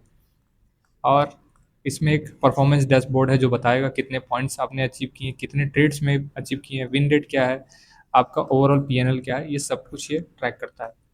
अब इसको समझने के लिए एक बार हम चार्ट पे चलते हैं और एक बार देखते हैं कि किस तरीके से डिज़ाइन किया गया है। मैंने एक कॉन्सेप्ट आपको बताया था सपोर्ट एंड रेजिस्टेंस का। जैसे ही रेजिस्टेंस टूटता है हमको ट्रेंड का आइडेंटिफिकेशन होता है, यानी ट्रेंड हमें समझ में आ जाता है अप ट्रेंड है या डाउन ट्रेंड। एक बार ट्रेंड मिल गया तो हमें निकालना होता है डिस्काउंट एंड प्रीमियम जोन। तो डिस्काउंट एंड प्रीमियम जोन के लिए मैंने आपको बताया था कि अगर 20 SMA के नीचे प्राइस आता है अप ट्रेंड में, तो सारा का सारा प्राइस डिस्काउंटेड जोन में है। फिर मैंने आपको वाई एंड स्ट्राइक प्राइस बताया था। वाई में मैंने कहा था कंफर्म करिए कि ये जो जगह है जहाँ पे मार्केट एंट्री दे सकता है उसका वाई स्ट्रांग है या नहीं, और उस जगह का एट द मनी और आई इन द मनी का स्ट्राइक प्राइस सेलेक्ट करिए। और फिर मैंने आपको लास्ट में समझाया था कैंडल कंफर्मेशन, जिसमें बोरिंग के बाद जैसे ही एक्सप्लोसिव कैंडल बनता है ये आपकी एंट्री बनेगी और नीचे का लो आपका बनता है स्टॉप लॉस। तो ये पूरा का पूरा सिस्टम ऑटोमेटेड है, अपने आप काम करता है, आपको कुछ भी करने की ज़रूरत इसमें नहीं है। जैसे यहाँ पे एक डाउन ट्रेंड का एग्जांपल है, ट्रेंड डाउनवर्ड है, फिर 20 SMA के ऊपर प्रीमियम जोन आया और बोरिंग के बाद एक्सप्लोसिव कैंडल पे आपकी एंट्री, ऊपर का स्टॉप लॉस, और 1:1.5 1:2 आपका क्या था, टारगेट था। तो यहाँ पे आपका टारगेट हिट हुआ। तो ये एक इंट्रोडक्शन था हमारा एपेक्स स्कैल्पर प्रो का, और यहाँ पे कुछ एग्जांपल्स भी मैंने दिया है। और एक खास बात, ये जो हमारा इंडिकेटर है इसको हमने ट्रेडिंग व्यू से शिफ्ट कर दिया है लेमन ब्रोकर के साथ, जो कि एक सेबी रजिस्टर्ड ब्रोकर है जिसमें आप ऑप्शंस ट्रेडिंग कर सकते हो। एक बोल्ड ट्रेड फीचर है जिसके अंदर हमने इसको अवेलेबल कराया है। तो अगर आप चाहते हो कि इसको ऑटोमेटेड तरीके से फ्री ऑफ कॉस्ट में ट्रेड करो, तो आप अकाउंट ओपन कर सकते हो। लिंक मैं डिस्क्रिप्शन में डाल दूंगा, वहाँ से आप जाके अकाउंट ओपन करना और आपको ये अलगो फ्री ऑफ कॉस्ट में देखने को मिल जाएगा। सो आई होप ये वीडियो आपको समझ में आया होगा। ये पूरा वीडियो हमारे ऑटोमेटिक सिस्टम के ऊपर था। अगर कोई कन्फ्यूजन है तो आप क्वेश्चंस को नोट डाउन कर सकते हो, लाइव क्लासेस में अपने क्वेश्चंस को पूछिएगा, मैं वहाँ पे आंसर करने की कोशिश करूँगा।